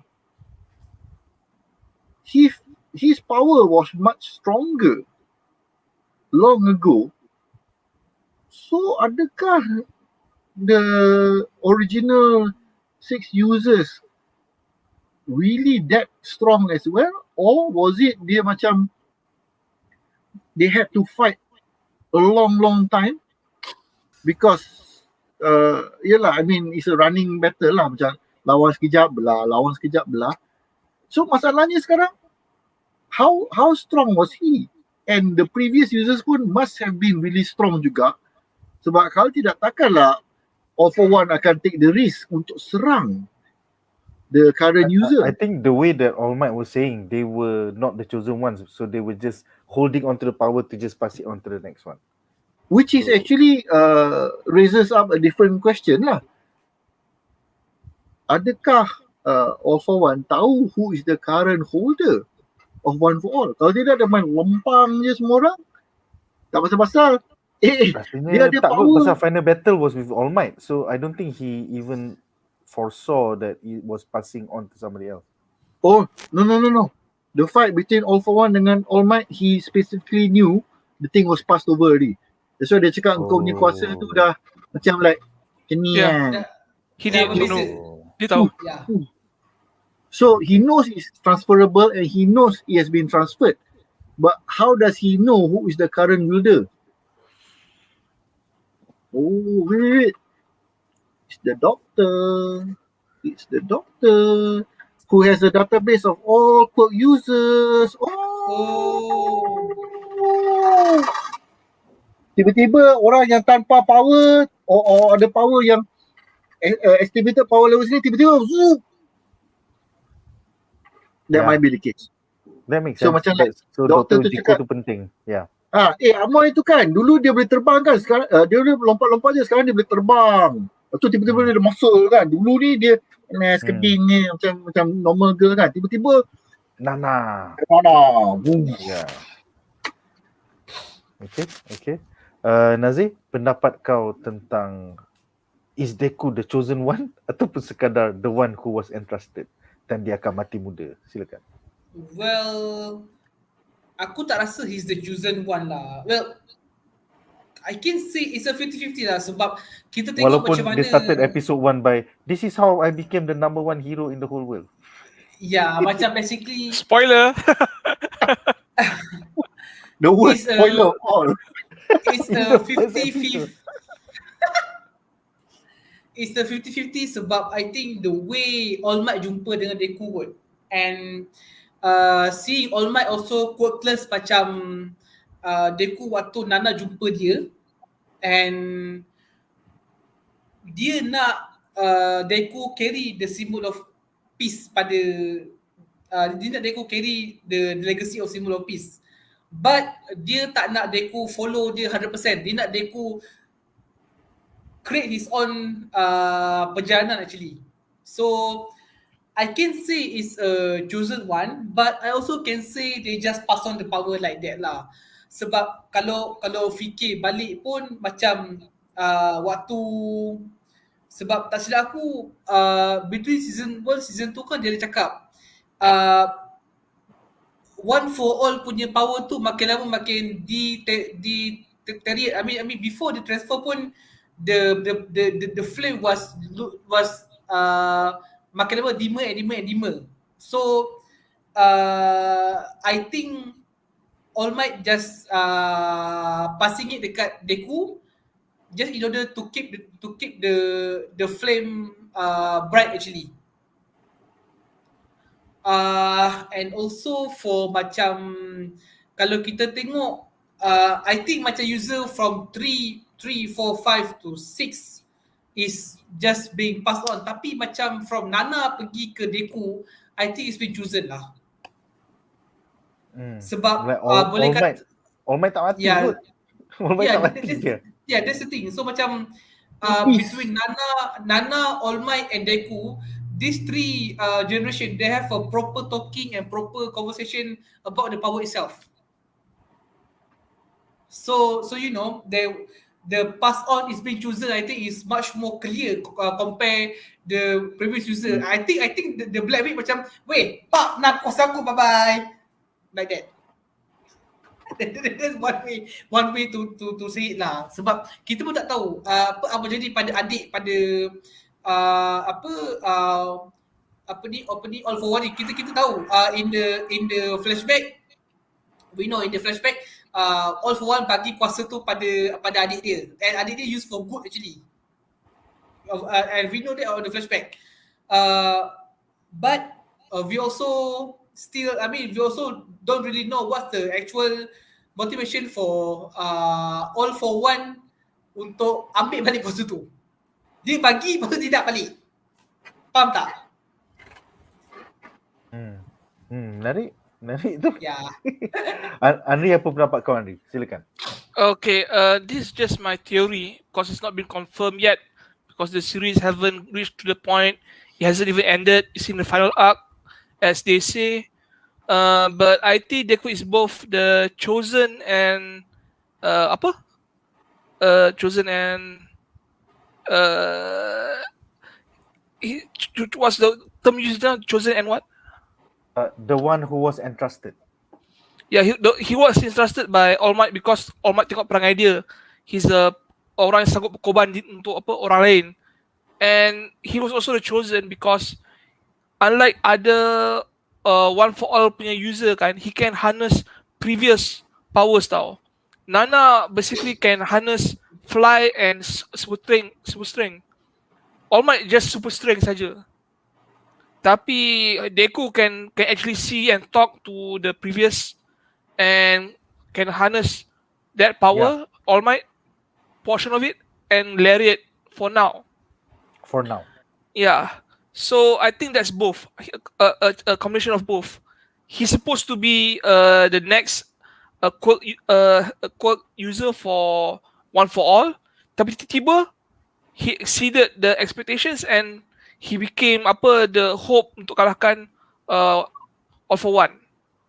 And I think the reason why you don't see 2 and 3 information from the list, I think it's because they're not heroes. I think they're villains. Oh shit. Yeah, I think it's they're villains because you have to understand, All for One was the big villain in the series even before One for All muncul tau. And the Yeah. brother was captured by him, kept into some sort of containment area. I think he managed to turn dia punya allies kan, yang villain kan, into his allies tau. So maybe those two second and third code user help him escape and lay the foundations of the powers for One for All lah. That's my guess. That's why you don't see him at the database. Bila jadi hero, dia tiba-tiba kena bunuh. They all die young, especially those who try to cross All for One early. Lariat is number what? Lariat is number 6, is it? So yeah, Number 4. 5 or 6, 4. 5. Sebab He's 6 in the Nana. database. Nana is number? 6. 5. Nana number 5. All Might number 6. I think that's 9 users. Yeah. Nana 7 kan? There should be 9. Yeah. There should be 9. Some of them tak reveal themselves. So kita baru tahu satu ialah All for One punya adik, 2 dan 3 Mysterious. Then somewhere along there is All Might is number 8 and then Nana's number 7.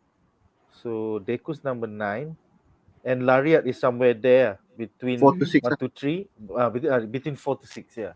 Yeah. So that's my guess. Second and third are villains, and if they are close enough to rescue adik All for One, they're probably 2 or 3 of his lieutenants yang betul-betul power tau. So maybe they'll become the wild card for DEKU to use in the future. Shimir dah confirm kan Lariat was number 6, Nana was number 7, All Might number There you 8, go. therefore DEKU's number And 9. the number 9 is DEKU lah. Yeah.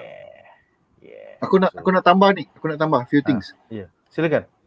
First of all, Nana means 7.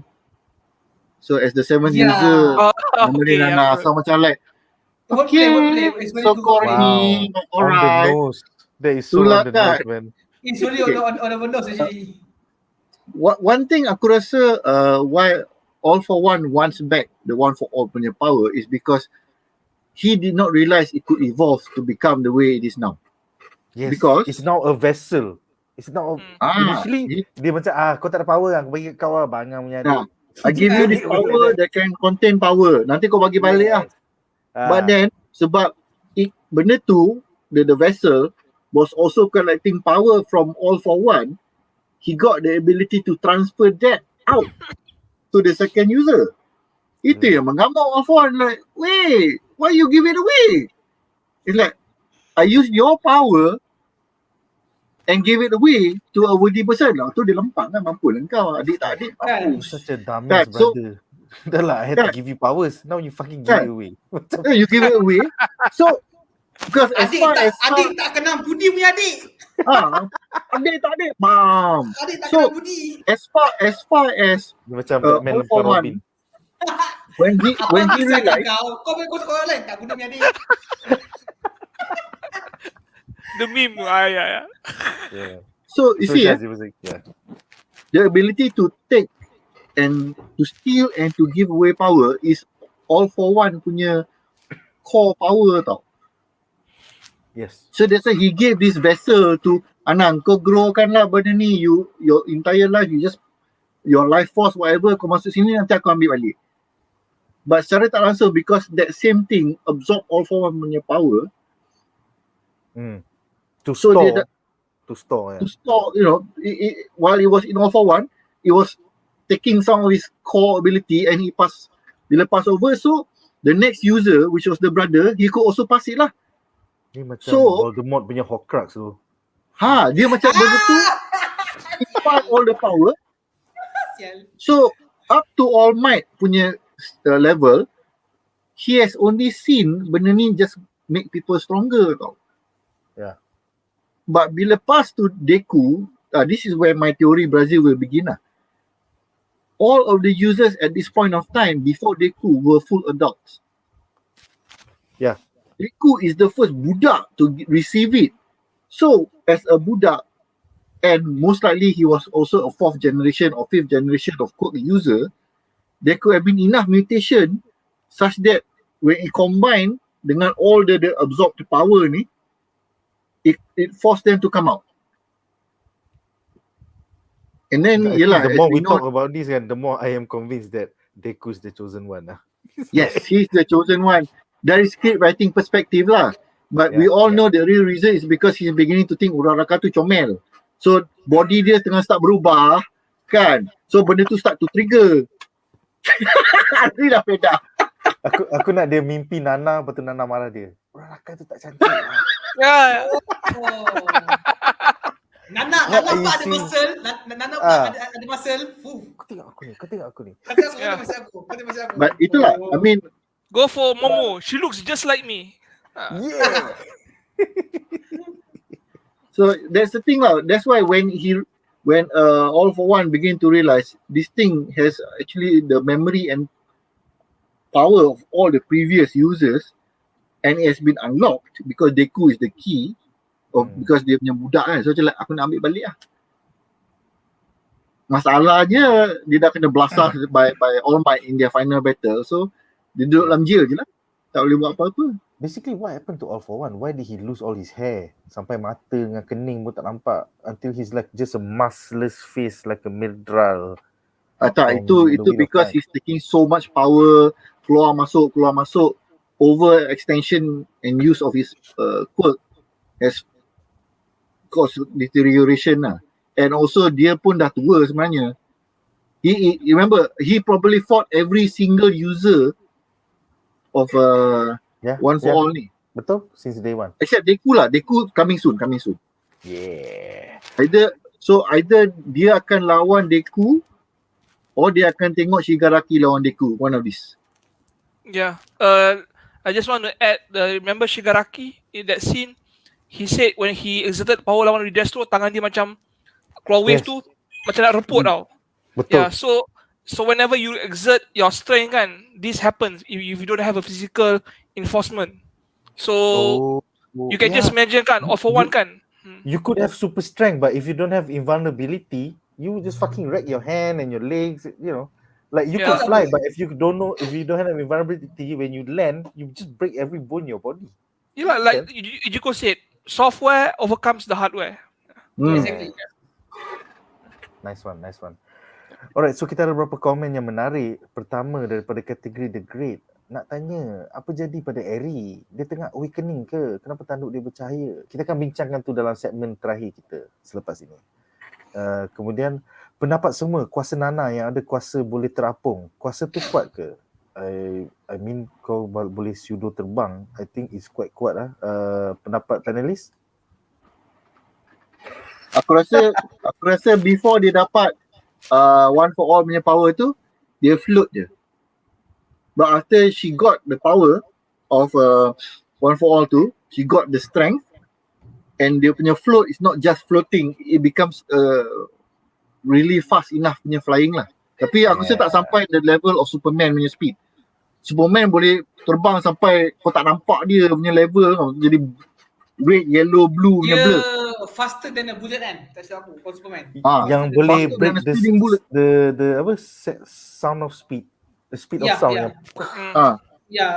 Breaking Sound barrier, breaking the supersonic speed actually. Yeah. So cantik dia tu. mungkin kalau dia lawan dengan si cikgu yang suka lompat-lompat dulu tu, apa nama dia? Si tua tu. Probably Yes, move faster than that. Gran Torino. Torino. Yeah. Probably much faster than that guy punya speed, but not to the level of Superman punya speed lah. Okay. She's like Homelander without the eye beams. Nice, Something like that lah. Homelander is not that invulnerable. Yeah. By the way, The Boys is coming back, and The Boys spin-off just got order for full season, so I cannot wait. The Boys spin-off is about a Vought punya college. So it's Buat gonna akademi be kan? Vought Eh, if academy. Buat akademi. If it follows the comics, it will not be a pretty picture.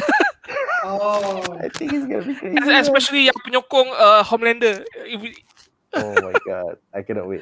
you know what he did for extra points, right? I have not read it yet. So Oh, okay. okay.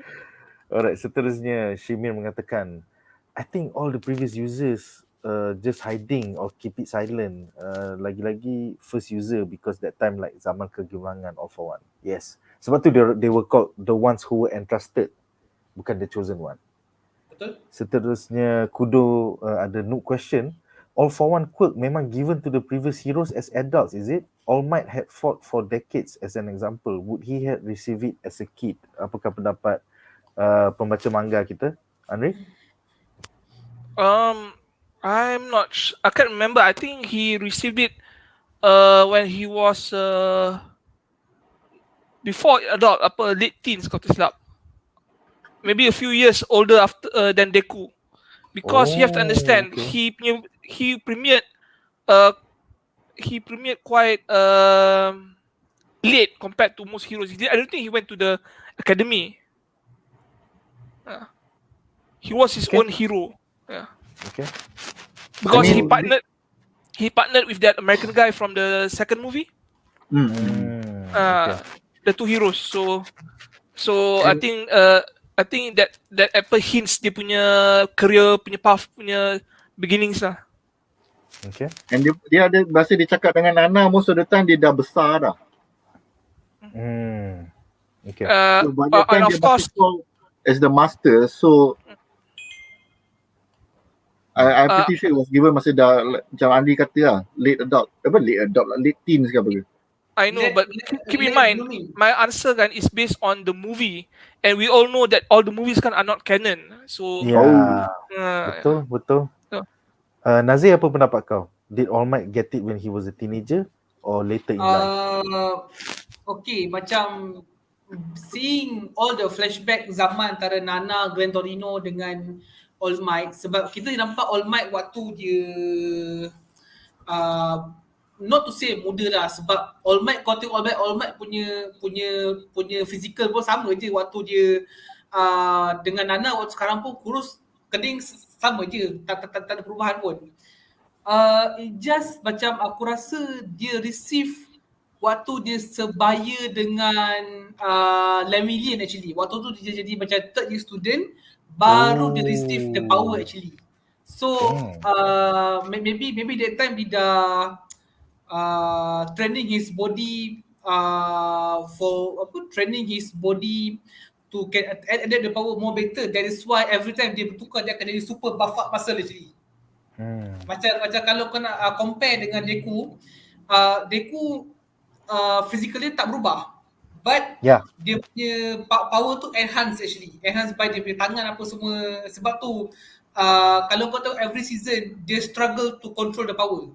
Macam actually All Might pun dia pun struggle yang sama juga, cuma dia tak tunjuk lah macam Deku buat kan. So I think due to his body developing and Nana punya training, when dia time baru Nana bestow the power to him actually. And also aku rasa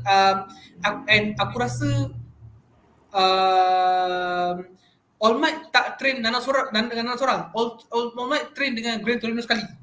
Basically dia ada two awesome master actually, dua awesome teacher yang ajar dia apa ability of power exactly. So basically All Might ni one lucky son of a gun lah. Kalau nak apa compare dengan Deku, tapi Deku pun lelaki sebab Deku ada All Might, Deku ada Night Eye, Deku ada Gran Torino. Deku dapat 3 cikgu. don't forget 4. Don't forget Endeavor juga. Endeavor fight. Itu cakap penting lah. 4. Tak ada. Macam ni lah drive kereta. Betul. Kita jangan lupa dekat budak yang tak pernah drive kereta. Like, No lesen. Budak yang tak lesen kereta, kau cakap bawa kereta macam, seriously? Kita jangan lupa Gran Torino dulu tinggi kau tahu. Wait, Gran Torino punya prime handsome gila tau, sumpah. Kan dia dengan Sekarang dah Nana bongkok. side by side kau tahu. Side by side. So Gran Torino was teaching All Might Nana. masa he's like Oh. kau budak baru kan. Ya cikgu. Engkau budak darjah 5, hormat budak darjah 3. So Actually, Gran Torino they should- jadi like atuk dia kan. They Aku should tak do ingat apa movies benda of ni. the past. I would love to Yeah. watch Young Yeah. All Might belajar daripada Yeah, a very, Exactly. I would watch that, man. Come on, guys. Nak buat 7 movie, please make it fucking sebab- relevant lah. Okay, kau tahu tak? I mean my pet peeve, yang paling aku pet peeve, bila aku tengok Gran Torino design punya chibi, tapi bila back tu zaman kebilangan Nana, bukan main gila. mata dia tu mata anime gila-gila kot. Bila putih Gran Torino sekarang bapak chibi gila. Dah Macam, bongkok, weh, betul-betul cibi. Can you imagine aku tak minta banyak tau. Just the era when Nana hidup, Recovery Girl was young. Yes. Seperti Yes. Gran Torino was in his prime. Yeah. All Might budak All Might is DEKU punya age. Yeah. And kita jangan lupa One for All in his absolute prime. Prime. And All that for was the time when All dia for bunuh Nana and juga dia severely injured All Might. Kita tak tahu the timeline tu macam mana. So I so that would want have been to watch really interesting that. Yeah. Tapi tak boleh panggil My Hero Academia. Pasal tak ada budak-budak tu. Itulah kan. They will call it MHA, or Yeah. All Might the movie. I will watch that. That would be I would interesting. really watch that. Yeah, Technology or story apa ke kan. Oh my god. Macam what if, but all about the past. I think, All yeah. OG. And this one can be canon It can be canon. It should be canon. Should be canon. Because it's Okay. past in the past. Yeah. Kita boleh tengok bapak Shigaraki kan. Masa dia kecil. You tinggal lah dengan diorang ni. Mami. Budak ni. Baru kita tahu, Nana ni jahat sebenarnya. What would happen? The Dark Destiny. Yeah, that'd be cool, man. That'd be really cool. Betul And kan? I think it'd be different daripada Fantastic Beasts which was a letdown. Exactly. Yep. Yeah. Okay, seterusnya kita ada soalan menyimpang daripada Amar MD. Tak sabar tunggu Doctor Strange. Well, sebelum ada Doctor Strange, kau boleh layan Shang-Chi minggu ni. Yang akan keluar hari Khamis nanti. Khamis Kemudian- ni. Kau boleh layan Sebut. Eternals bulan November nanti. Lepas tu kau boleh layan Spider-Man bulan Disember nanti. So, Ya. sabar bro. Ada banyak lagi benda awesome. Aku Banyak baru lagi tengok konten Shang-Chi Marvel tadi. untuk kita je bersepah dia. Naik lah. Tengok Shang-Chi kat Spider-Man movie tu memang terbaik. adalah Doctor Strange. Yes. Nick, kau punya screening tadi IMAX ke biasa? Biasa Tadi biasa. But I cannot wait to watch it in IMAX because the Okay. third act. Kau tengok atas phone atau atas laptop, kalau kau tengok secara Different. haram sebelum ni, Ya. kalah tu. And even the boring monologue scenes, which kau perasan bila kau tengok kat laptop kan macam, Kimak, stop lah exposition. Tak ada habis exposition. Tapi bila kau tengok kat cinema, bila benda tu like berapa puluh It's a kaki lagi besar daripada kau. It's a whole different level. Yes, kau termasuk dalam conversation tu. Kau macam, oh my god, say those words. Okay, Say alright, those alright, words. okay. Man Erzang, please say those words. Okay, tiket aku dah beli, aku akan tengok dengan 2 hari Khamis ni for sure. So as for now, no spoiler for the group lah. Aku just cakap, fuck Asgard, fuck Wakanda. Oh, okay. This is next level. Forget Okay. Asgard and Wakanda. Man. Okay, pakai Wakanda. Yes. Okay, seterusnya komen terakhir untuk malam ini. Shimin mengatakan, I think Andri punya teori about second and third users adalah villain boleh jadi betul sebab DEKU time had a dream, dia tak boleh nampak rupa bentuk second and third user. Ya, itulah. It became a persoalan pada aku, like why is it still a mystery? Macam tu lah. So, kudo di UK yang dah tengok Shang-Chi kata Fala on IMAX. Yes. Dia punya sister dengan dia punya mak, oh my god. Oh my god. Okay, I know. Yang I tu know. kalau nak buat Relax. waifu beach party, orang patut buat as a Marvel one shot ataupun Marvel what if. What if Okay. Shang-Chi family went on a waifu beach party? Wow. Aquafina hot. No. No. Mak Shang-Chi dengan sister Shang-Chi. Weh, beda. Okay guys, so dengan itu berakhirlah segmen ini dan kita bakal membincangkan babak menarik kita yang terakhir. Sempena rancangan Marvel's What If, kami di BuzzPop TV telah bekerjasama dengan grafik designer tempatan AFmech Design untuk mempromosikan T-shirt rekaan khas bagi peminat tegar MCU, memaparkan watak Star-Lord T'Challa dan zombie hunter Spider-Man. Dapatkan T-shirt eksklusif ini di Shopee sekarang dengan mengklik kepada link yang terdapat di dalam video description kami di YouTube dan Facebook. Jangan lupa untuk like dan follow AFmech Design dan BuzzPop TV di Facebook dan Instagram.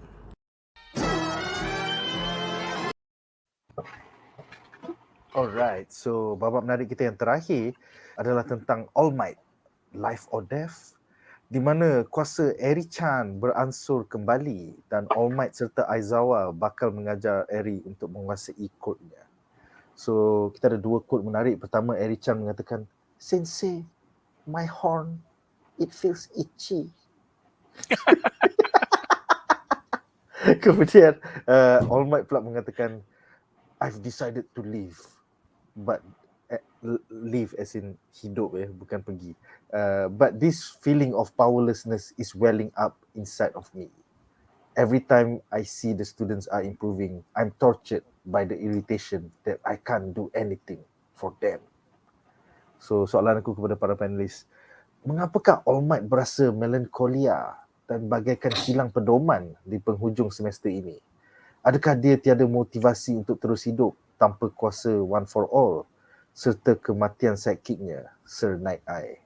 Dan mengapakah Eri berasa resah dengan kembalinya kuasanya? Adakah Eri dan Dai, budak yang dekat the post credit scene, bakal menjadi murid-murid baru di UA High nanti? So, kita mulakan dengan Andri. Silakan Andri. Was this covered well or was it in depth more in the comics? It was mentioned in the comics. It's just that I wasn't that invested in this scene in both the comics or in the anime. Because what happened to All Might now is he's not in control of the situation. All this time come for the past 30 years, 40 years, he was the number one hero, he had all the power, he can just one punch someone and win the day. That's not the case now. Dia punya power dah tinggal embers, if there's still powers.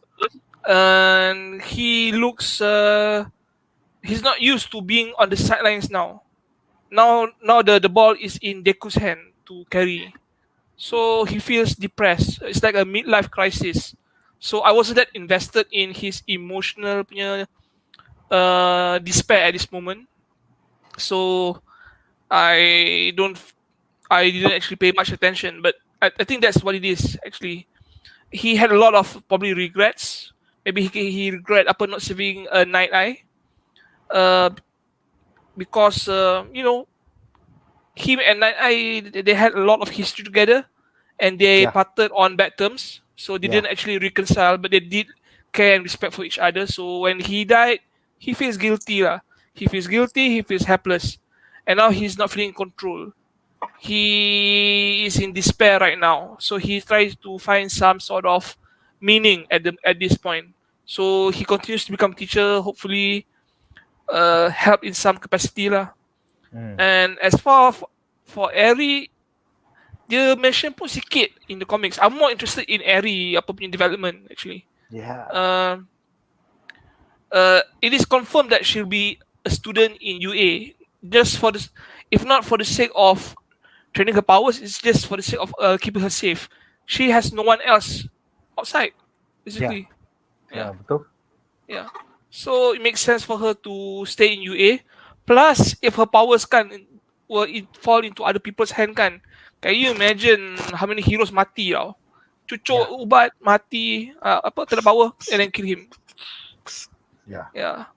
And I'm not interested lah, because aku tak suka budak kecil, especially jantannya. So Does it become integral to the series? He'll have his scenes, other scene. Baru-baru ni I think dia muncul, but so far nothing groundbreaking yet lah. Maybe in the future, in the final arc, maybe, but as of now, nothing to recall to. Okay. Nazi, apa pendapat kau tentang apa yang Aizawa cakap dekat All Might? The fact that kau ada dekat sekolah ni pun, you are already inspiring people. Jadi don't despair, janganlah emo. Apa pendapat kau? Well, I can see yang All Might tengah mengalami existential crisis. Okay, di mana sebab she tahu All Might as long as she can remember, she's the one that carry the symbol of peace. Yang for him, dia nak people in front of him smile when he's there, because itu dia punya catchphrase. Dajobu naze watashi wa kita. It's okay. Don't worry. Why? Because I'm here.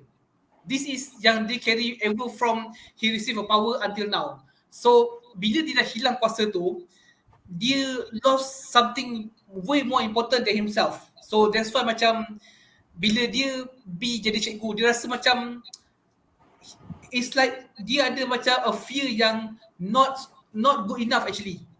I mean walaupun the whole faculty is support him, tapi for himself is always gonna be like, I can do something more but I cannot. This is like macam torment for him yang dia kena carry as long as he live actually. Sebab betul memang, sebab macam lagi-lagi bila dia nampak DEKU dah tak pandang dia lagi dah. DEKU dah nampak ke depan. But actually deep down dia nak DEKU pandang dia balik, not as recognition ke apa, but no it's not like macam as a guidance, but as a recognition macam thanks to you teacher I able to achieve such this high state. But macam bila DEKU dah tak pandang belakang, dia gembira, tapi pada masa sama dia rasa macam kehilangan something. Sebab aku rasa sebab macam kita tengok for all the season, tak ada satu student pun yang All Might serapat dia dengan DEKU actually. Tak ada. Only dia punya attention tu, dia punya special care only on DEKU actually. So I think this is apa yang dia rasa, macam mana Nana rasa dekat dia sebenarnya. And also for Eddie punya tanduk, aku macam interesting. So season 6 aku rasa Eri akan lebih more prominent role, and we might see a new combo DEKU X Eri, mana tahu instead of DEKU kendong Eri, we can see side by side Eri and DEKU fighting side by side. Siapa tahu kan? Andri macam Andri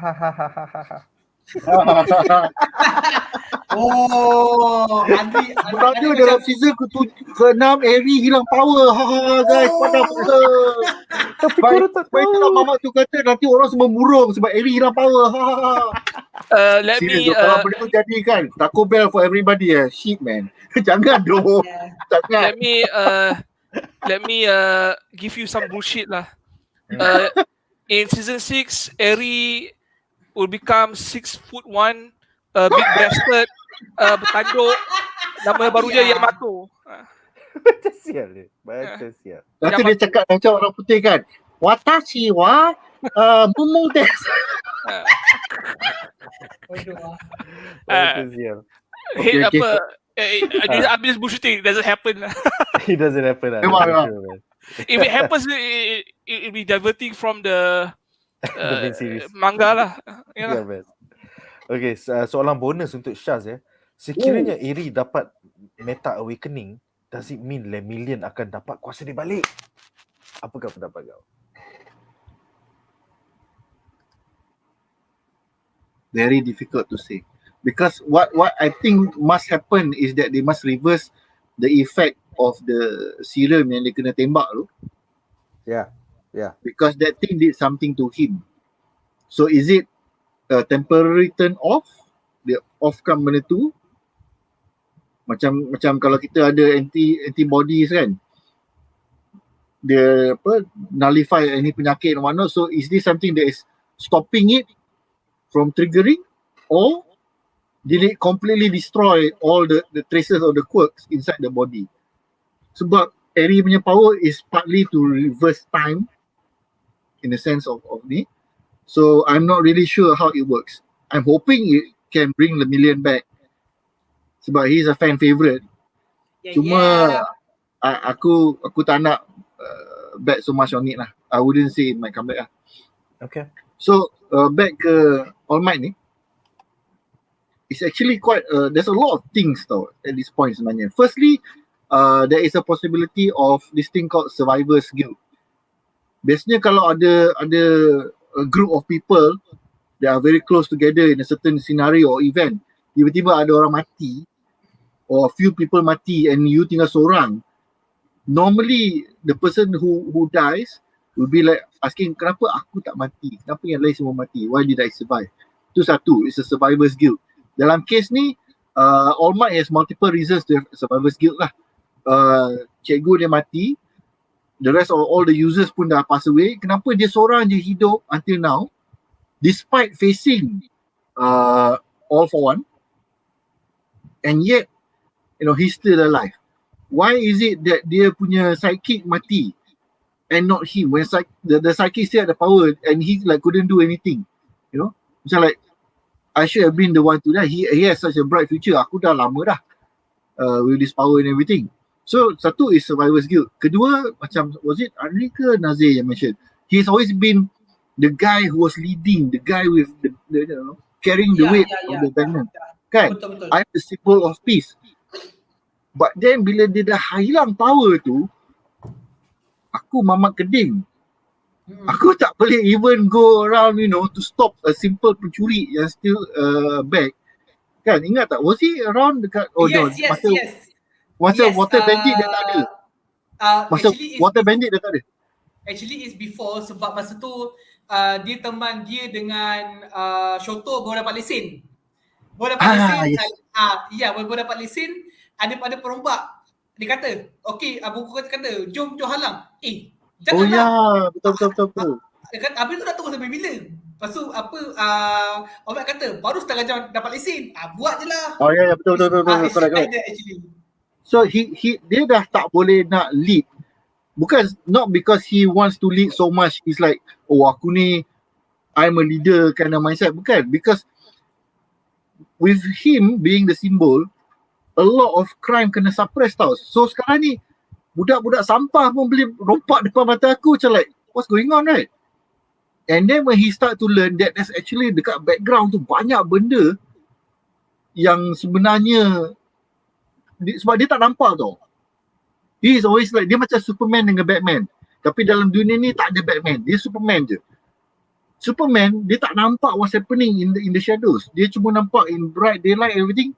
So, when he realised that there's a lot of things happening in the background selain daripada All for One, and he is powerless to do anything about it, so dia rasa sedih in that sense lah. Dah lah, he is no longer as powerful as he was in the physical form. Now he cannot go and solve or at least assist dalam any of the crime fighting ni. So he feels a bit powerless in that sense. Ketiga, dia sekarang ni suffering from the what's the term orang tua melihat anak dia dah semakin maju punya syndrome. Aku tak tahu what is the actual name, but when you see anak you dah hebat, you dah train anak didik jadi better and better, it comes to the point where you can no longer train them. This is especially they have outsmarted the master. Yes. So macam dalam case macam kita orang main magic semua ni kan, we can see tau some of the people that we have tutored in the past and everything, they actually improve but they won't grow above our skill level yet. But there was our good friend lah, Fred. I was like, tak langsung tutoring him and whatnot. His ability to play outgrew me so hard. It came to the point where I made this very famous line yang we still joke around about it lah kan. you are beyond my ability to help. Which kalau you salah faham, kau cakap aku ni tak boleh tolong dah lah kan. It's like, padahal it means that I no longer have the ability to help you grow in terms of the development that you need. So DEKU has already moved beyond into a territory where he has to learn himself. The one for all tu is fully with DEKU now. Dia bukannya macam like, kau ambil setengah aku, so macam ni. Kita buat macam ni, kita buat macam ni. Baru keluar dia punya black wave. Tak ada. This is all completely new things which DEKU himself tak tahu. All Might pun tak tahu. Nana dia mampus. Jadi kau nak tanya siapa? There is somebody that he cannot help. Dia cuma boleh bagi sikit-sikit tolong je lah. Aku boleh tarik lah aku punya kawan-kawan resources ni, get all the info. Itu pun most likely dia tanya kawan polis dia dengan Hero Society punya ni. Other than that, there's nothing much he can do. So, dia proud tapi he's also a bit sedih. So, semua benda ni sekali serentak kau tu. Dah lah dia dah 50, at least lah 50 to 60 years old. So, it's probably 60 is the new midlife crisis punya age dalam MHA ni. So, semua serentak. Tapi sebab dia tak ada duit nak beli Ferrari baru, nak cari girlfriend baru, so dia sedih. Kalau tidak, some people at this age kan, macam umur kita kan, jom get a new Ferrari, jom beli rumah baru kan, apa, go around travel the world. Aku rasa generasi sekarang bukan beli Ferrari bro, beli basikal juta ribu-ribu. Ada sebabnya ada sebabnya Oh. sebab we want to see all the momo cycling. Oh, yeah. Yang kelakarnya is a sausage fest. Oh, itu sebab dia orang tak faham, dia orang tak tahu nak cari. Kita jangan all might sangat. Kita kena jadi macam Batman in the shadows. Okay, so ada apa-apa lagi komen dari para panelis? Tak ada. Tak ada. Okay. So komen terakhir dalam segmen ini adalah daripada Nameless yang bertanya, nak tanya BuzzPopcast bincang yang tengah hari tu dah tak ada ke? InsyaAllah kita akan mulakan kembali daripada 1 hari bulan Oktober, hari Jumaat ini. Kita akan mulakan sesi BuzzPopcast bincang balik. Maybe setengah kita akan start lunchtime, dan tapi kita akan ada juga format yang start malam kalau tak ada siri TV untuk cover. Because sekarang as we go into fall, ironically tak ada banyak siri TV untuk di cover. Yang best. So, okay lah. So dengan itu berakhirlah segmen ini dan kita bakal membincangkan harapan kami bagi season 6.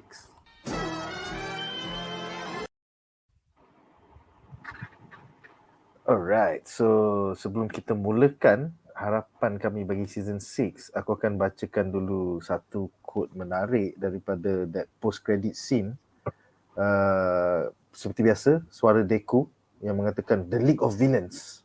No, the Paranormal Liberation Front. I will fight with them. The major incident that will shake superhuman society will finally begin." Kemudian ada teaser yang aku akan mainkan sekarang. Pendek je, just about 20 saat. 俺を否定するな。お前を止める。全部壊すんだ。僕のできる全てをかけて。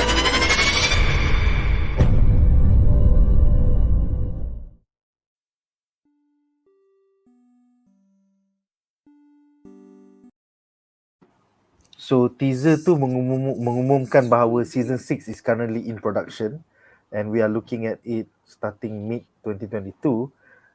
Dalam teaser tersebut Shigaraki mengatakan, "I'll destroy everything. The war between heroes and villains is approaching." Kemudian DEKU mengatakan, "I'll use everything I have to stop you."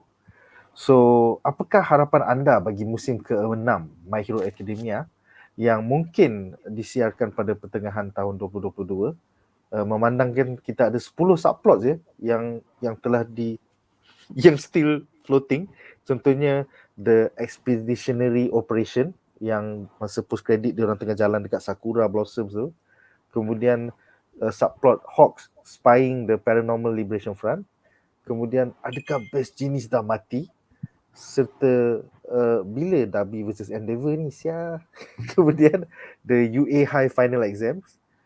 The UA High new first years pasal dia orang dah naik jadi second year. kemudian Shigaraki 4-month transformation, seterusnya DEKU 6 Power Quest, dan Eri-chan's Quirk Awakening, dan akhirnya X-Day. So antara 10 subplot ni, mana satukah yang anda can't wait to see 6 months from now? Kita mulakan dengan Shaz. Silakan Shaz. Aku nak tengok Dabi critically injure Endeavour and how is Shoto punya reaction to this scenario. Sebab aku rasa personally Dabi will or has already surpassed Endeavour punya power level. Cuma kalau dia unleash power dia, he might die. Ini my anticipation lah. That's why dia dengan Gaten tu kan, budak ni kalau aku lepas juga dia kan, aku lepas juga dia, kau lalat dia tahu. That's why dia tahan kau tu. Sampai skin dia dah berasap tau. Dah berasap asap ya. Ya. Dia macam like, aku boleh ni, but I'm saving this to destroy somebody that I really hate. Which is Endeavour lah. So it's dia dengan Endeavour is very personal. Speculation aku, dia mungkin either apa nama anak sulung dia tu, somebody dia punya anak sulung that is rambut putih dulu, Shoto punya abang. Ya. Toya. Or is somebody kita yang kenal dengan Toya and has a similar power lah. So yang tu from the anime perspective memang tak pernah reveal lagi. Tapi yalah, kalau you hang around lurking dekat group MHA ni kan semua cakap, korang tunggulah when you find out who Dabi is. Aku cakap, you lah. Dia adalah tukang masak family Endeavour. Jeng. That's why api dia biru je. Kita petik api biru. So sebenarnya dia tengah masak tu, dia tertumpah minyak ke, the whole house terbakar, Toya mati, kulit dia terbakar. Sebab tu tapi dia benci penat sebab Endeavour tak bayar dia punya bil hospital sebab kulit dah terbakar ni. Kau guna aku setan. Kau guna aku masak api for you. Mana tanya sampai mati. Syaz, mana tanya bil hospital semua pergi dekat mak dia. Memang lah. Rawatan psikologi apa semua pergi dekat mak. So apa? So mana ada bajet untuk tukar masak aku? Dia masak seorang lah. The Wrath of the Tukang Masak season 6. That's it guys. I can't wait. Aku bel. Lepas tu tengok kan. Abang Dabi adalah that cook yang ada minyak dengan like, wow, kan dia ada one scene. Itu abang Dabi long lost. Sebab tu dia boleh dengan minyak panas semua macam like jauh teruk lah. Ni gelak je dia dah tahu kan. Nazir, apa pula harapan kau untuk season 6? Okay. Of course, yang paling aku nak tengok actually is one-on-one Shigaraki dengan DEKU lah. Itu I think the most anticipated sebab kita dah tengok all for one versus one for all. It's like the most highest peak of anime where the battle was shattering. But aku nak tengok bila the new generation, the one that holding the flame right now, both clashing each other. Let's see how far the transformation and how far the training, the effort of DEKU training actually. Itu yang aku antara nak tengok. And also aku setuju dengan Syaz. Aku nak tengok macam mana Bengkang dengan Shoto bila nampak apa ni Endeavour dah jauh-jauh ikan, macam mana the flame yang selama ni Shoto pakai sorok dia goes all out. And tambah pula dengan kuasa ais mak dia, you know, the love of mother and father collect together, create something, you know, maybe we're going to see a new power actually, a new power yang Endeavour nak sangat tengok selama dia bersama Shoto. Sebab macam for Endeavour dia nakkan anak yang ada dulu kuasa. So Shoto is the prime product lah, kira macam the final key yang can help both side of the power. Is one. And also aku juga nak tengok all the 1A member get some spotlight lah. And aku tengok macam dalam season 5 ni kita tengok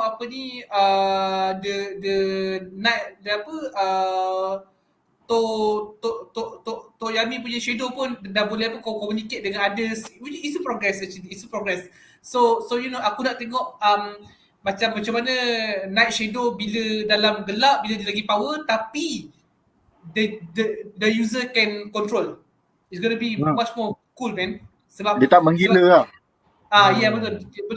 Dia tak menggila, and once again aku nak tengok dia fly. Tokoyami fly again. So to the sky. They're gonna be awesome, man. Sebab kita dapat tengok sekali je kan dalam season 3 ke season 4. Yes. We don't see one. So dalam season ni kita nampak kan dia gunakan masa fighting. Yeah. Yeah. So for once again, and aku nak tengok Seto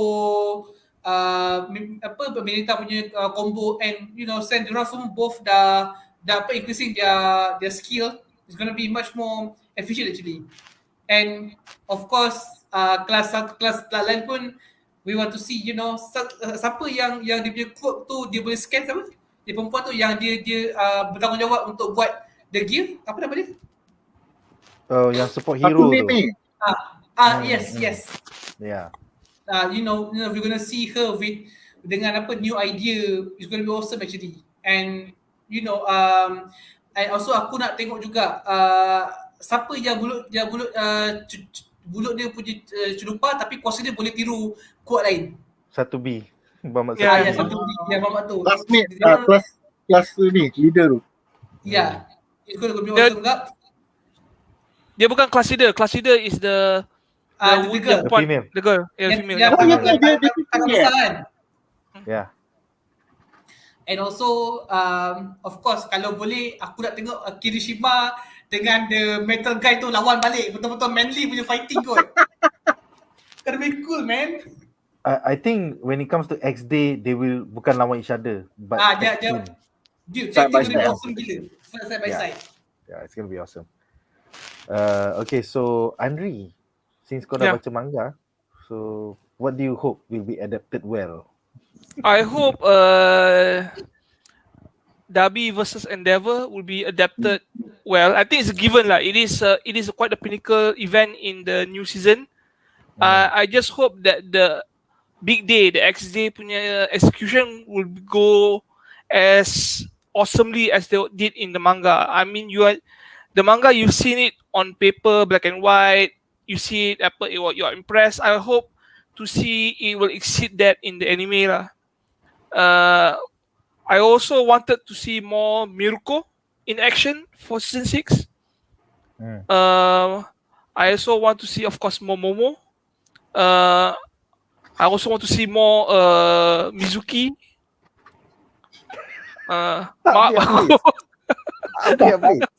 I am a bit disappointed we didn't get a lot of airy, horny jokes for this season. Gatal lah. No one is making joke out of this. Why? Kalau mak aku ada Funko kan, nanti kita orang beli satu lah for you. Serius tu. Kita share duit, kita kumpul beli for you lah. Yeah, man. Can. But most of all, I wanted to see more villain movement actually. I want to see more villain movement. What they do in the shadows. I want to see the scale of the villain punya organization. We heard a lot of talking. Oh, we have 110,000 or 100,000 members across Japan. I want to see the scale of the villain punya power unleashed on the country come X day. I want to see all these things happening and exceed what they did for the manga. That's all I want to know. I just want better execution. And of course the waifus. Yeah. Hopefully season 6 nanti tak dikacau oleh movie lah. Tiba-tiba ada yes. Also no movie for 2022. Okay. Yeah, please lah. You know they're gonna make another 7, bro. So there is gonna be a movie. Oh wait. Worse. 22. Live action. Aku tak tengok. We forgot. They're going to do a live action, right? Is it Japanese actors? Don't know yet. No casting, but they have a very good director. That his job is to just to adapt shit. I will be penonton di rumah. I will be penonton di rumah. I will not be the kaki live action and you should share the pain, bro. Share the pain. Tak mau. Aku gelak dari luar je. Aku akan ada unresign tracker tau. Dalam segmen pertama dia ada 6 sign. Segmen kedua dia ada 7. Segmen keempat, muntah darah. Segmen kelima kan. Henry pergi mana weh? Pengsan lah. Hari hilang. Ya, aku nak tambah satu. Aku Silakan. tiba-tiba terfikir. Completely teori Brazil, tak ada evidence, tak ada apa. What if Shigaraki punya power because they decay, because things to break down and report and whatever. What if Eri punya power can stop that? In the process of benda tu tengah pecah, Eri unleash dia punya power, the thing stop pecah and reverse back to become full.